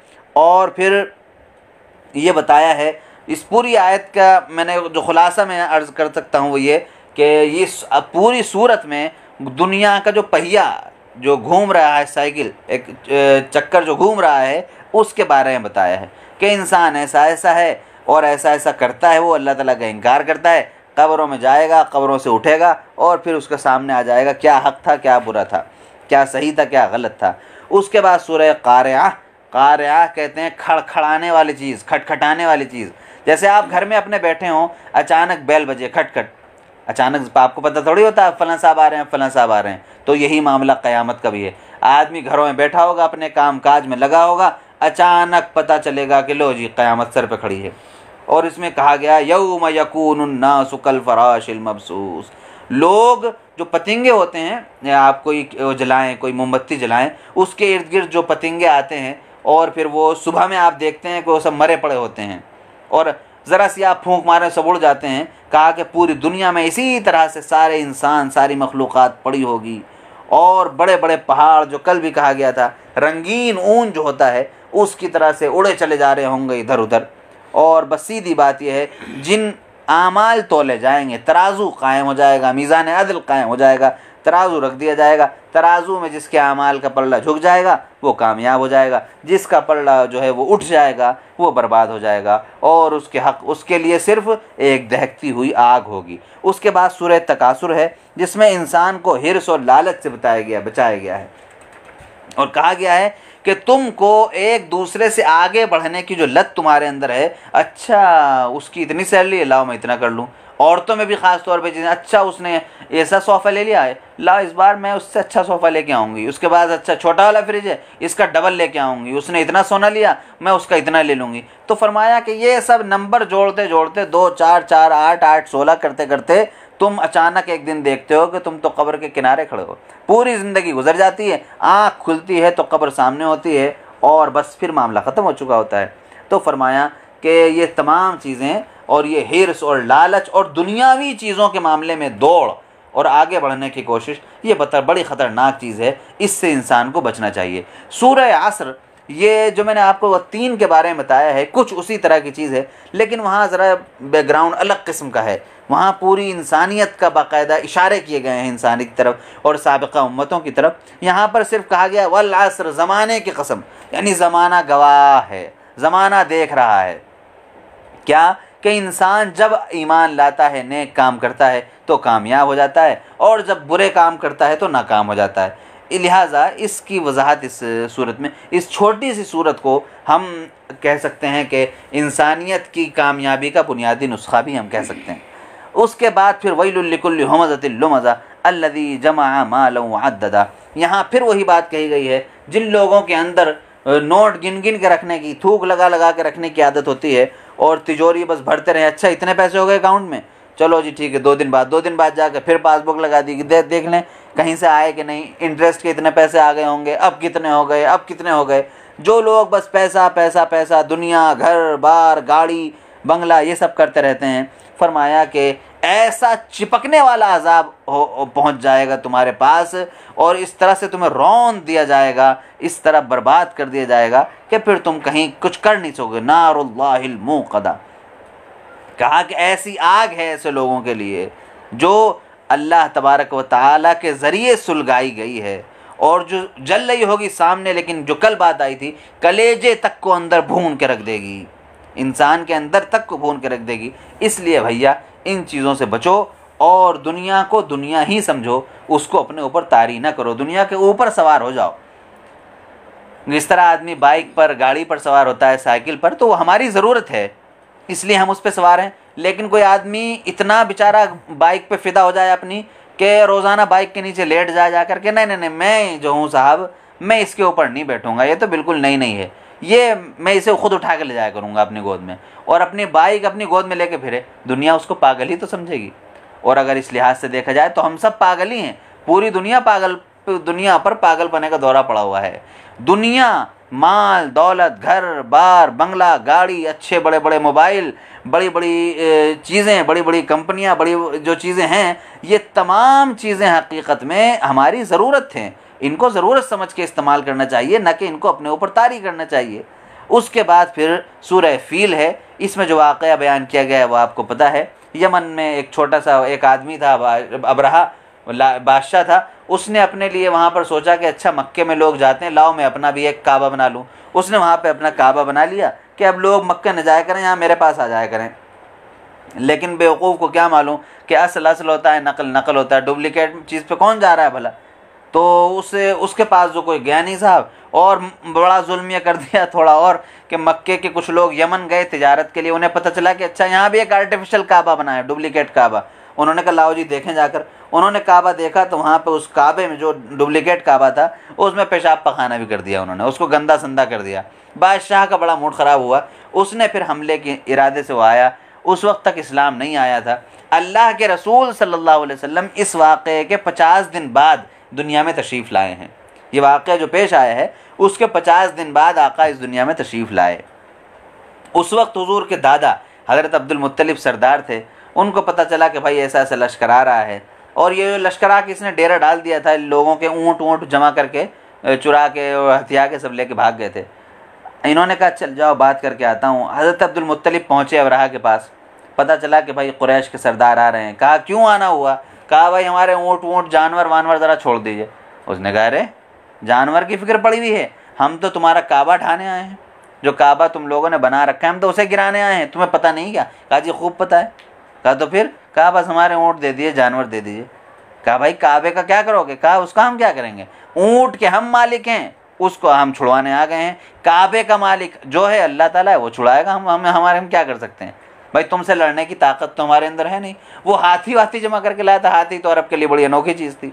तो कहा कि भैया हम तो नहीं कर सकते, लिहाजा जो हम अपने जिस चीज़ के मालिक हैं बस हम तो वो चाहने आए हैं, काबे का जो मालिक है वो निपटेगा। लिहाजा जब ये लश्कर आया बैतुल्लाह शरीफ को ढाने के लिए, तो अचानक आसमान पर बहुत सारे परिंदे, छोटे अबाबिल, छोटे छोटे परिंदे अबाबिल होते हैं कत्थे कत्थे रंग के, वो आसमान पर बहुत सारे आए और उन्होंने अपनी अपनी चोंचों में, अपने अपने पंजों में कंकड़ दबा रखे थे, वो फेंकने शुरू किए। वो एक मौजज़ा था, लिहाजा उन कंकरों का असर ये हुआ कि वो हाथी भी और उनके ऊपर जो सवार थे नालायक लोग, वो सब जो है कहा कि आज कास्फिम माकूल, सब ऐसे बन गए जैसे चबाया हुआ और खाया हुआ भूसा पड़ा होता है, ऐसे बन गए। उसके बाद फिर कुरैश मक्का के कहा जा रहा है, सूरह कुरैश नाजिल की गई। इससे कबीले कुरैश की अहमियत भी वाज़ेह होती है, ये बात जहन में रखना चाहिए। कबीले कुरैश की अहमियत उस ज़माने भी और आज भी और क़यामत तक उसकी अहमियत और अफजलियत वाज़ेह होती है। फरमाया गया कि कुरैश के बारे में कहा गया कि भाई हम तो हमने इतना ख्याल रखा है कि ऐसा वैसा हमने तुमको, तुम्हारे लिए क्या क्या हमने तुम्हारे लिए इनामात हमने रख दिए हैं, तो तुम जो है तुम कहाँ दीन की तरफ से फिरे जा रहे हो और कहाँ तुम कुफ्र में और शिर्क में पड़ गए। लिहाजा कुफ्र और शिर्क को छोड़ो और ये घर जो तुम्हारे दरमियान कायम किया गया है, तुम्हारे दरमियान है, यानी बैतुल्लाह शरीफ काबा, इसका जो असल पैगाम है उसको याद रखो। तो ख़ास यह कुरैश से ताल्लुक़ रखती है सूरत। उसके बाद फिर सूरह माऊन है, इसमें अल्लाह तबारक अरअयतल्लज़ी युकज़्ज़िबु बिद्दीन, इसमें अल्लाह तबारक व तआला ने जी उन लोगों के बारे में बताया है, उन लोगों की बुराई बयान की है जो वो काम, जैसा मैंने अभी बताया था आपको, जो उम्मत मुस्लिमा में मरज़ है। गोया कि आप यूँ कह सकते हैं कि ये अमराज जो बयान हो रहे हैं ये उम्मत मुस्लिमा में भी पाए जाते हैं। मिसाल के तौर पर यतीमों की रखवाली नहीं करते, यतीमों को घटिया समझते हैं, माशरे का जो दवा कुचला तबका है उसको पस्त समझते हैं, गरीबों को खाना नहीं खिलाते, गरीबों को खाने खिलाने का कोई एहतमाम नहीं करते। तो फरमाया कि ऐसे लोग, और वो लोग जो नमाज़ पढ़ते हैं लेकिन बहुत ही सुस्त, और हज़रत शाह अब्दुल कादिर साहब ने तर्जुमा किया है जो नमाज में बेखबर रहते हैं, यानी नमाज तो पढ़ रहे हैं लेकिन पता नहीं क्या चल रहा है क्या नहीं। हम और आप, हम सब लोग इसमें दाखिल हैं, या दिखावा करते हैं नमाज का। तो ये तमाम चीज़ों के बारे में कहा कि ये तमाम चीज़ें बहुत गलत हैं और इन तमाम चीज़ों से इंसान को बचना चाहिए। उसके बाद फिर सूरह कौसर है, ये भी अल्लाह के रसूल सल्लल्लाहु अलैहि वसल्लम के मुताल्लिक़ है। हुजूर से फरमाया गया कि हमने आपको कौसर दिया है। कौसर का मतलब एक तो हौज़ कौसर, एक हौज़ अल्लाह तबारक व तआला ने अल्लाह के रसूल सल्लल्लाहु अलैहि वसल्लम के लिए रखा है क़यामत के दिन, जिससे हुजूर तमाम अहले ईमान को पानी पिलाएंगे, और ऐसा पानी जिसके पीने के बाद फिर इंसान को कभी प्यास नहीं लगेगी। अल्लाह ताला हम सबको अल्लाह के रसूल सल्लल्लाहु अलैहि वसल्लम के दस्ते मुबारक से क़यामत के दिन हौज़ कौसर का जाम नसीब फरमाए, आमीन। तो उसका एक दूसरा मतलब कौसर का यह है कि हमने आपको दुनिया की तमाम नेमतें, बड़ी बड़ी नेमतें, बड़ी बड़ी नेमतें दी। हमने आपको सहाबे ऐसे फ़िदा होने वाले सहाबा दिए, हमने आपको नहायत पाक आपके अहले बैत दिए, घर वाले दिए, हमने आपको आपकी बीवियां दी, हमने आपको दुनिया जहान की नेमतें दी, और न जाने क्या क्या। हमने आपको मक्के से निकाला, मदीने पहुंचाया, यहाँ जमाया, और सिर्फ 23 साल के अरसे में हमने आपको इतना बड़ा इनकलाब दे दिया। ये सब कौसर ही कौसर है, यानी बहुत ज़्यादा चीज़ें हैं। उसके बाद उससे कहा गया कि आप अपने रब के शुक्र के लिए क़ुरबानी करते रहिए, यानी वो माली जो सदक़ात हैं, वो इबादतें हैं, वो करते रहिए, और फसल्ली, और नमाज़ पढ़ते रहिए। फसल्ली लिरब्बिक, अपने रब की नमाज़ पढ़िए, वनहर, और क़ुरबानी कीजिए। सल्ली नमाज का मतलब ये है कि जिस्मानी इबादतें, और वनहर का मतलब है क़ुरबानी यानी माली इबादतें। आप मुस्तकिल इनका सिलसिला जारी रखिए। इन नशान आपका दुश्मन ही है जिसकी जड़ कटी हुई है नालायक की। अल्लाह के रसूल सल्लल्लाहु अलैहि वसल्लम के कोई जो साहबजादे दुनिया में पैदा हुए, उनका इंतकाल होता चला गया, इसलिए हुजूर से कहा जाता था, और एक रिवायत में है कि ये अबू लहब की बात है, कहा जा रहा है भाई इनके तो कोई औलाद बचती नहीं। फिर हुजूर को ताना देते थे, लगता है भाई नस्ल वसल बाकी नहीं रहेगी, सब ख़त्म हो जाएगा। अल्लाह के रसूल, अल्लाह ताला ने फरमाया कि जो तुम्हारे दुश्मन हैं इन नालायकों की जड़ कट के रह जाएगी। चुनांचे हम देखते हैं आज अबू लहब का नाम लेने वाला कोई नहीं। कोई है आपको अगर आज तक नज़र आया हो कि जी मैं अबू लहब के ख़ानदान का हूँ, मैं अबू जहल के ख़ानदान का हूँ, मैं उसकी नस्ल का आदमी हूँ? कहीं कोई नज़र नहीं आता। उतबा, शेबा, वलीद, और कितने कैसे कैसे लोग थे दुश्मनान इस्लाम, जिनको इस्लाम की तौफीक नहीं हुई। आज उनकी नस्लों का ख़त्म, नाम पता कुछ नहीं है, लेकिन अल्लाह के रसूल सल्लल्लाहु अलैहि वसल्लम की नस्ल मुकम्मल बाकी है, पूरे सबूत के साथ, पूरे दलाइल के साथ बाकी है, अल्हम्दुलिल्लाह। तो इसमें हुजूर को इसी की पेशेनगोई की गई थी। उसके बाद फिर सूरह काफिरून शुरू हो रही है। सूरह काफिरून में बिलखुसूस उन मुल्कों के मुसलमानों के लिए बड़ी अहम हिदायतें हैं जिन मुल्कों में मुसलमान अक़लियत की हैसियत से, माइनॉरिटी की हैसियत से ज़िंदगी गुजार रहे हैं। यूँ यानी जिनका कुफ़ार से ज़्यादा वास्ता पड़ता है। यूँ कुफ़ार से वास्ता सबका पड़ता है और पढ़ सकता है, लेकिन ख़ास तौर पर वो लोग जिनका कुफ़ार से ज़्यादा वास्ता पड़ता है, उनके लिए इसमें बातें हैं। ये बात समझने की, असल में हम लोग यहाँ रहते हैं तो हम लोगों को अंदाज़ा नहीं होता, लेकिन बहुत सारे ममालिक, जो लोग मुस्लिम ममालिक में रहते हैं और वो अपने मुल्कों से निकले नहीं, तो उनके लिए ये कुफ्र और शिर्क और बुत और देवी देवता बड़ी हैरानी की चीज़ें हैं, वो समझ नहीं पाते। एक साहब ने एक मरतबा मदीना मुनव्वरा में पूछा मुझसे, कहने लगे कि सुना है कि वो जो हिंदुस्तान में जो कुफ़ार हैं वो बहुत सारे खुदाओं को पूछते हैं। मैंने कहा साहब अब तादाद आपको क्या बताऊं, लेकिन हकीकत में 3 करोड़ की तादाद है। अब वो मानने को तैयार नहीं कि नहीं नहीं कुछ शक है आपको, बाकायदा मुझे उनको प्रूफ देना पड़ा और उनको सबूत देना पड़ा। उसके बाद फिर वही साहब एक बार पूछने लगे, खाने पे खाना खा रहे थे हम लोग, कहने लगे कि अच्छा वो मैंने सुना है कि आपके यहाँ जो वो हैं जानवरों की भी पूजा होती है, यानी जो कुफ़ार हैं वो जानवरों की भी पूजा करते हैं। मैंने कहा ओहो हो, बहुत अभी तो आप पीछे हैं, बहुत तरक्की याफ्ता कुफ़ार हैं हमारे यहाँ के।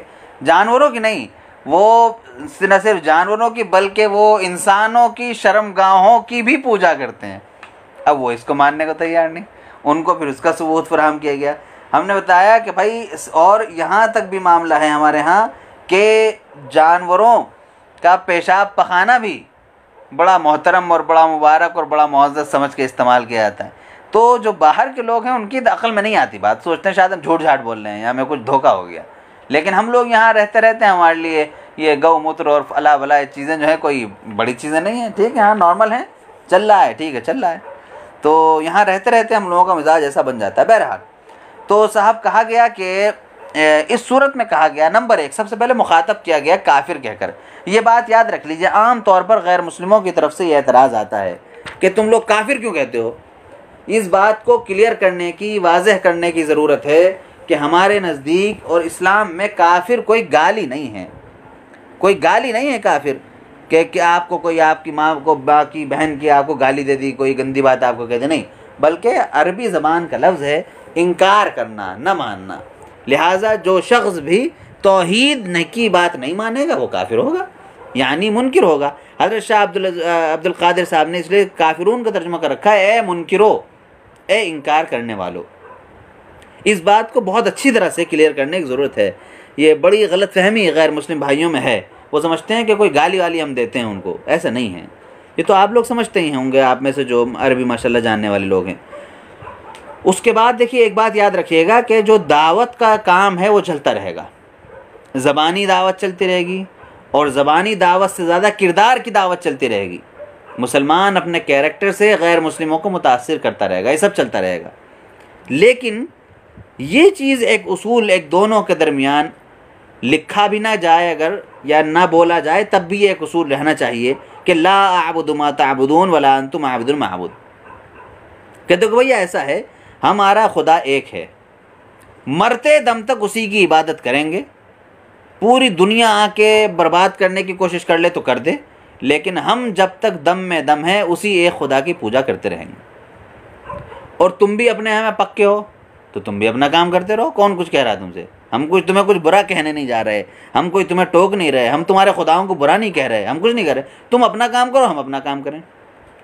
उसके बाद फिर एक जो आयत आती है लकुम दीनुकुम वलिय दीन, तुम्हारे लिए तुम्हारा दीन है, मेरे लिए मेरा दीन है, यानी तुम अपने दीन में खुश रहो, हम अपने दीन में खुश रहें।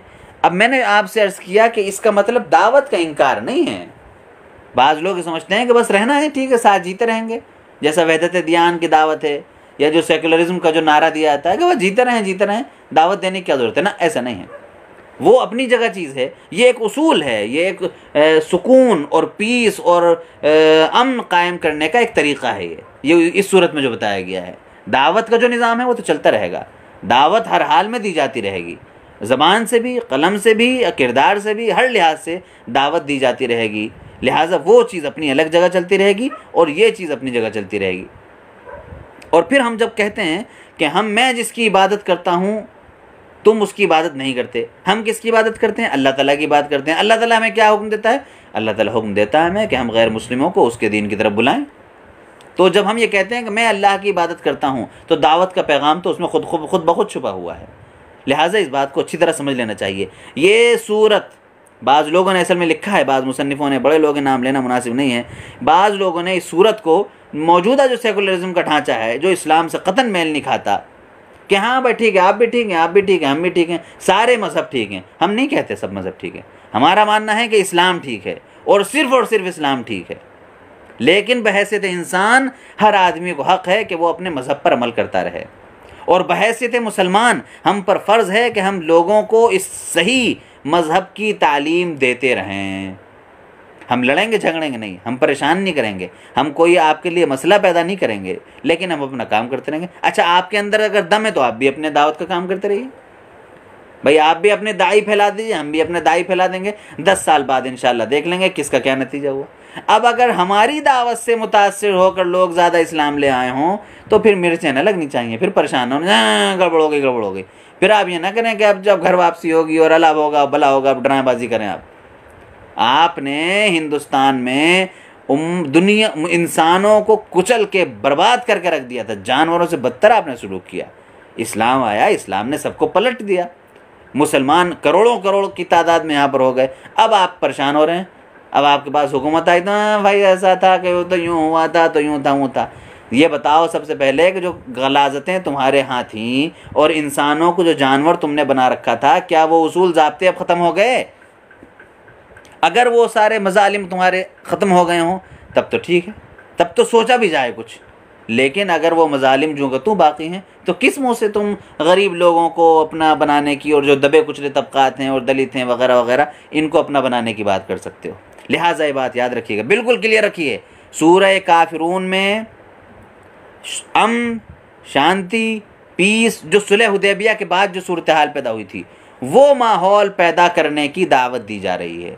वो माहौल पैदा करने के लिए एक उसूल फराहम किया जा रहा है। बस इसमें कहीं ये नहीं है कि हम सब मज़हब ठीक हैं का नारा लगाने लगें। हाँ भाई, सब मज़ाहिब ठीक हैं, सारे मज़हब अच्छे हैं, सारे खुदा हैं, उसको अल्लाह कह लो, ईश्वर कह लो, भगवान कह लो, ईसा कह लो वगैरह वगैरह, ये क़तअन जहालत की बातें हैं, इनका इस्लाम से कोई ताल्लुक़ नहीं है। इस सूरत का ये पैगाम हरगिज़ नहीं है जैसा कि बाज़ लोगों ने दिया है। ये वजाहत ज़रूरी थी, इसलिए याद रखिएगा इसको। उसके बाद फिर सूरह फ़त्ह आती है, इज़ा जा नस्रुल्लाहि वल फ़त्ह। अल्लाह के रसूल सल्लल्लाहु अलैहि वसल्लम को ये मक्का फ़तेह होने से पहले ही ये सूरत नाजिल हो चुकी थी कि जब ऐसा ऐसा होगा तो ऐसा ऐसा होगा। गोया कि इसके अंदर एक बशारत भी छुपी हुई थी, और लोग जोक दर जोक अल्लाह के रसूल के पास आए। जब ये सूरत नाजिल हुई तो हज़रत अबू बकर सिद्दीक़ रज़ियल्लाहु ताला अन्हु रोने लगे। लोगों ने कहा, अरे इसमें रोने की क्या बात है भाई, इसमें तो सीधी सीधी बात है कि ऐसा ऐसा होगा, यूँ करो। वो समझ गए कि अब ये सूरत नाजिल होने का मतलब ये है कि अल्लाह के रसूल सल्लल्लाहु अलैहि वसल्लम जो मिशन दुनिया में लेकर आए थे वो पूरा हो गया। जब मिशन पूरा हो गया तो फिर अब वापस बुला लिया जाएगा। लिहाजा इस सूरत के अंदर ये माने पोशीदा हैं कि अल्लाह के रसूल सल्लल्लाहु अलैहि वसल्लम का दावत का मिशन आपकी ज़िंदगी तक जो था वो पूरा हो गया। अब उसके बाद वो मिशन आपकी उम्मत को संभालना था। उसके बाद सूरह लहब है। अबू लहब हुजूर का चचा था। ये बात पीछे आई थी कि फ़तह मक्का, बल्कि ग़ज़वा बद्र के बाद चंद दिनों के बाद इसको बीमारी लगी और फिर उसके बाद ये मर गया। ग़ज़वा बद्र में ये जंग करने के लिए नहीं आया था। ग़ज़वा बद्र की जब खुशखबरी, बल्कि इन लोगों के लिए तो बुरी खबर जब पहुंची मक्के में कि कुफ़ार हार गए हैं, कुरैश हार गए हैं, तो अबू लहब बड़ा सदमे में आ गया। उसके बाद बहुत सदमे में आ गया। और इसकी बीवी भी थी उम्मे जमील, वो गोया हुजूर की चची, वो भी हुजूर को बहुत परेशान करती थी। कभी कांटे डाल दिए, कभी ये कर दिया, कभी वो कर दिया, इस तरह की बातें करती थी वो भी। तो अल्लाह के रसूल सल्लल्लाहु अलैहि वसल्लम ने कोहे सफ़ा पर चढ़कर एक बार जब तमाम लोगों को जमा किया था, सब लोग जमा हो गए। हुजूर ने कहा कि भाई, अगर मैं तुम लोगों से ये कहूँ कि इस पहाड़ के पीछे कोई लश्कर तुम्हें मारने आ रहा है तो क्या तुम लोग मान लोगे? सबने कहा बिल्कुल मान लेंगे भाई, मोहम्मद तुमने कभी झूठ झाट तो बोला नहीं है, क्यों नहीं मानेंगे। हुजूर ने फिर उसके बाद फरमाया कि जब तुम इतना मेरे ऊपर भरोसा करते हो तो ये बात भी समझो कि मैं अल्लाह का रसूल हूँ, अल्लाह ने मुझे रसूल बना के भेजा है।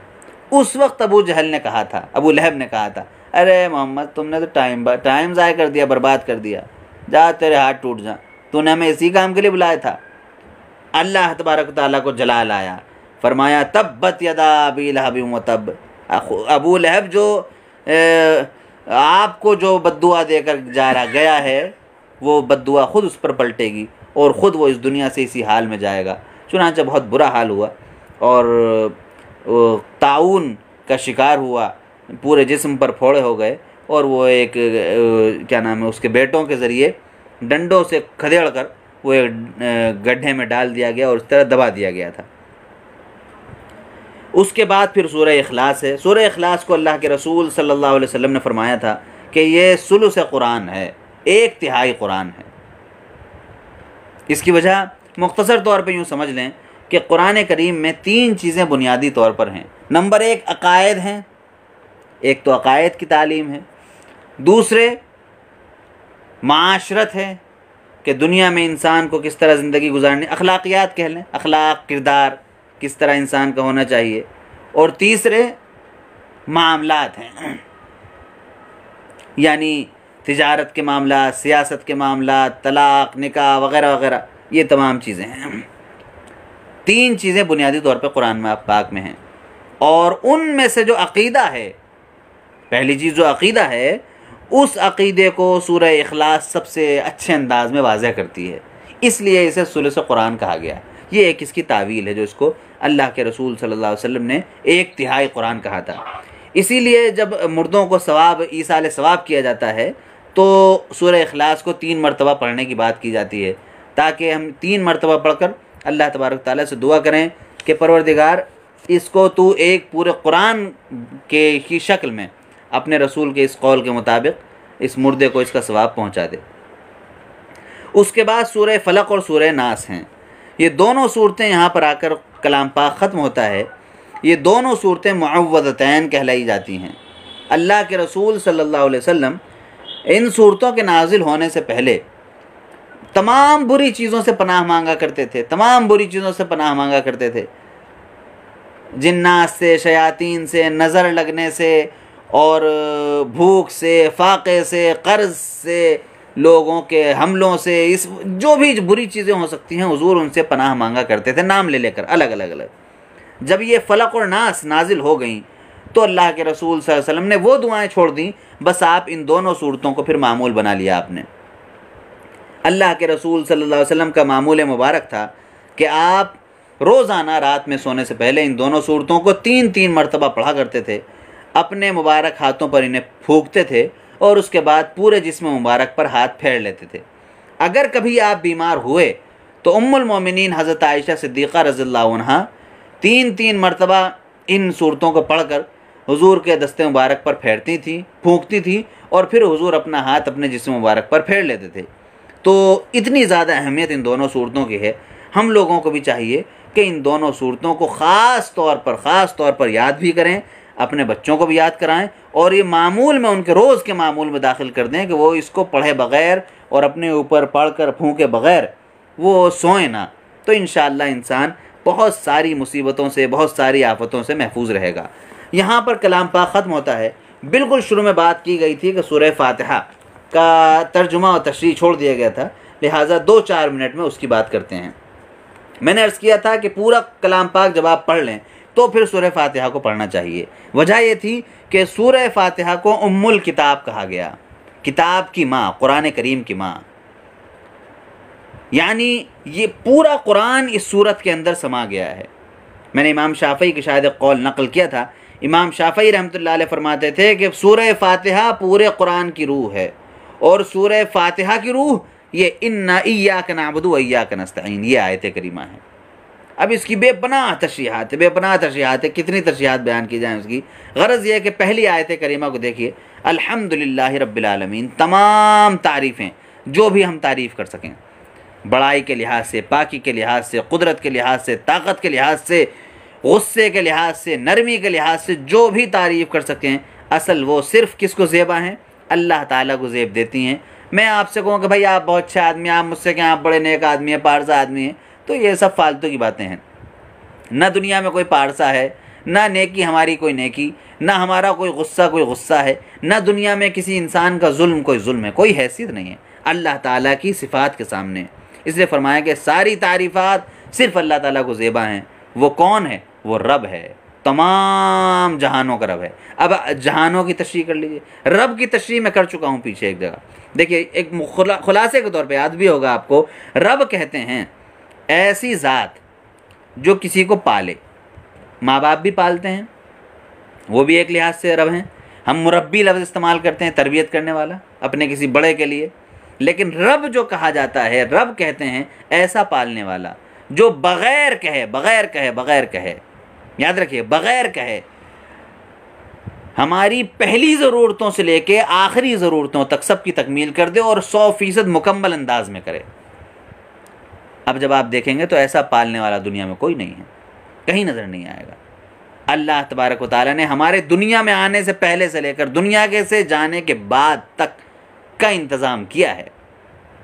दुनिया में आने से पहले से लेकर दुनिया से जाने के बाद तक का इंतज़ाम किया, बग़ैर कहे हुए किया, बग़ैर हमारे मांगे हुए किया, और 100% से भी ज़्यादा मज़बूत और मुकम्मल अंदाज में किया। लिहाजा हकीकी रब वही है। आलमीन, आलमीन पे मत आइए। देखिए, एक तो दुनिया यह है जहाँ हम बैठे हैं, इस आलमीन की बहुत सारी तशरीह हो सकती हैं। एक दुनिया वो है जो हम जहाँ तक हम नहीं पहुँच सकते, बेशुमार सैयारे हैं, हमें नहीं पता कि उनमें क्या क्या चल रहा है, क्या नहीं चल रहा। सूरज दुनिया से बेपनाह बड़ा है, उसके अंदर क्या क्या है हमारी अक्ल कहती है, हमें नज़र आता है कि फ़िलहाल सिर्फ आग ही आग है, लेकिन हो सकता है आग के अंदर भी कुछ मखलूक़ात हों, बहुत बारीक, कुछ जरासीम, कुछ वगैरह वगैरह वगैरह वगैरह। ये सब चीज़ें तो हम मानते हैं कि सूरज हमें देता है, धूप के ज़रिए हमें चीज़ें पहुँचती हैं। अब अंदर क्या दुनिया, हमें नहीं पता क्या चल रहा है, क्या नहीं चल रहा। हम अपनी दुनिया को अभी खोज रहे हैं, हम अभी समंदरों में उतर उतर के पता लगा रहे हैं, नए नए जानवर, नए नए कीड़े मकोड़े, नई नई मछलियाँ निकल कर आ रही हैं, पेड़ पौधों में, ज़मीन में, यहाँ वहाँ। अभी हम चीज़ों को तलाश कर रहे हैं, सिर्फ अपने ही गोले पर, अपने ही कुर्रे पर हैं। बाकी कहाँ क्या हमें कुछ पता नहीं। हम अभी सांस ढूंढते फिर रहे हैं, हम अभी ज़िंदगी ढूंढते फिर रहे हैं, हम अभी ऑक्सीजन तलाश कर रहे हैं, यहाँ मिल जाए, यहाँ मिल जाए, लेकिन वहाँ पर क्या क्या है पहले से हमें क्या पता। लिहाजा एक दुनिया ये है, एक दुनिया वो है, जिसका हमें अभी कुछ अंदाज़ा नहीं है। इसके अलावा साहब इस तरह भी देखिए, एक दुनिया ये है जो फ़ना होने वाली है, एक दुनिया वो है जो कभी फ़ना नहीं होगी, आखिरत की दुनिया। तीसरे अंदाज में आइए, एक दुनिया इंसानों की दुनिया है, एक दुनिया जिन्नात की दुनिया है, फरिश्तों की दुनिया है, कीड़े मकोड़ों की दुनिया है, जानवरों की दुनिया है, पेड़ पौधों की दुनिया है, और इस तरह की चीज़ों की दुनिया है। अच्छा, एक चौथे अंदाज में आइए, एक दुनिया वो है जो नज़र आ रही है। सूरह कहफ को अपने ज़रा जहन में दौड़ा लीजिए एक बार।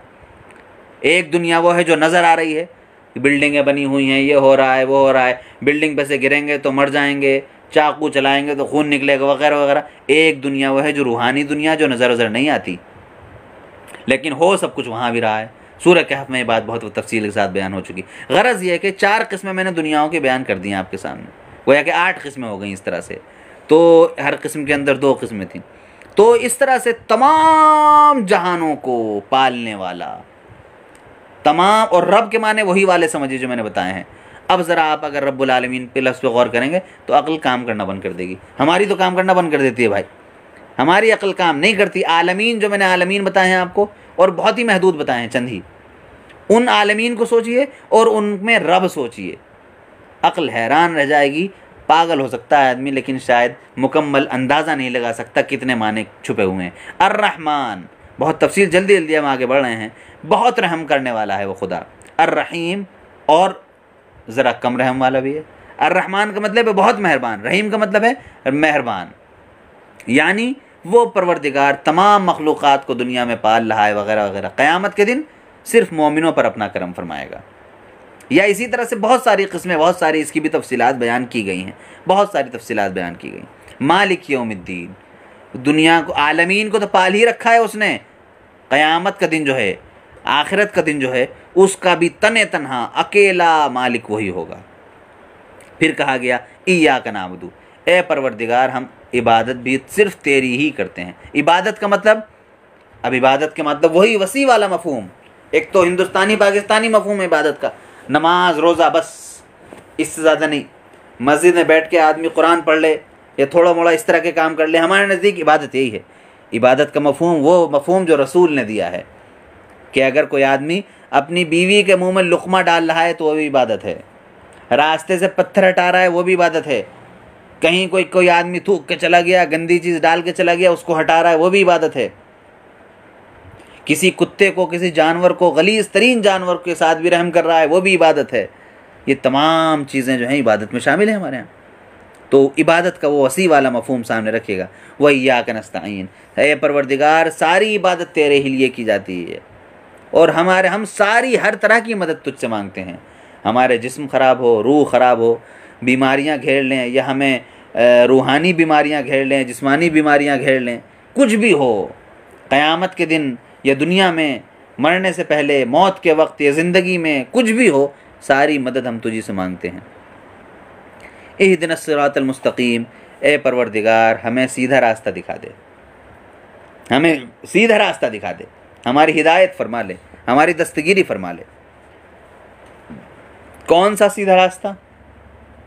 वो रास्ता यानी उन लोगों का रास्ता जिन पर तूने इनाम किया, यानी नबी, नेक लोग, सुलहा, शहीद, सिद्दीकीन, सच्चे लोग, बुजुर्गान दीन, उलमा, मुहद्दिसीन, फ़ुक़हा, मुजाहिदीन, क़ुर्रा, ये तमाम के तमाम इसमें आ गए जिन पर तेरा ख़ास फजल हुआ है, उन लोगों के रास्ते पे चला।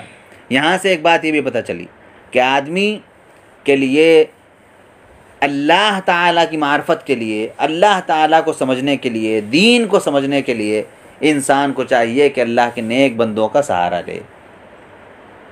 ये ख़ुद माने पोशीदा हैं। गैरिल मग़ज़ूब, उन लोगों के रास्ते मत चला मौला हमें जिन पर तेरा गज़ब नाजिल हुआ, यानी यहूद जैसा कि गुज़र चुका पीछे, कैसे कैसे अज़ाब उनके ऊपर आए। वलज़ालीन, और ईसाई, उनके ऊपर अज़ाब नहीं आए, यानी बड़े जो अज़ाब जिस तरह के यहूदियों पर आए ऐसे उनके ऊपर नहीं आए, लेकिन वो सच्चे रास्ते से हट गए। उन्होंने ईसा की तालीम पर अमल करते करते करते ईसा को खुदा ही बना डाला अलैहिस्सलातु वस्सलाम। तो फरमाया कि ऐसे लोगों के रास्ते पर न चला हमें।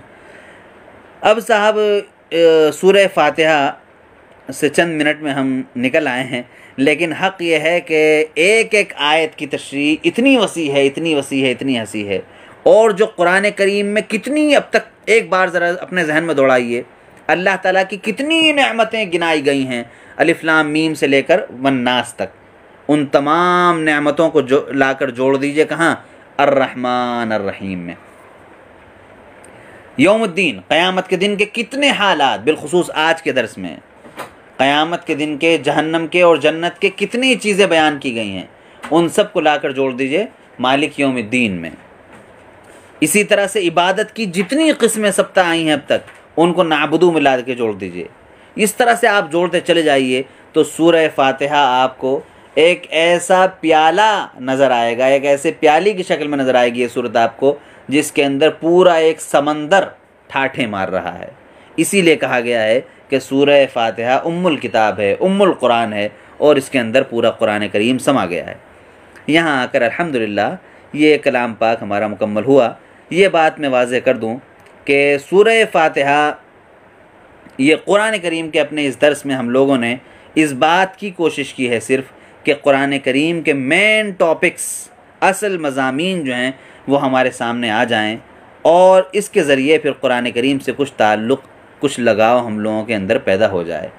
इंशाअल्लाह अल्लाह ने चाहा तो मैं, आप और हम सब इंशाअल्लाह कुरान करीम से अपने आप को जोड़ेंगे, अपनी ज़िंदगियों में तब्दीलियाँ लाने की कोशिश करेंगे, और कुरान करीम को समझकर अपनी दुनिया और आखिरत बनाने की कोशिश करेंगे।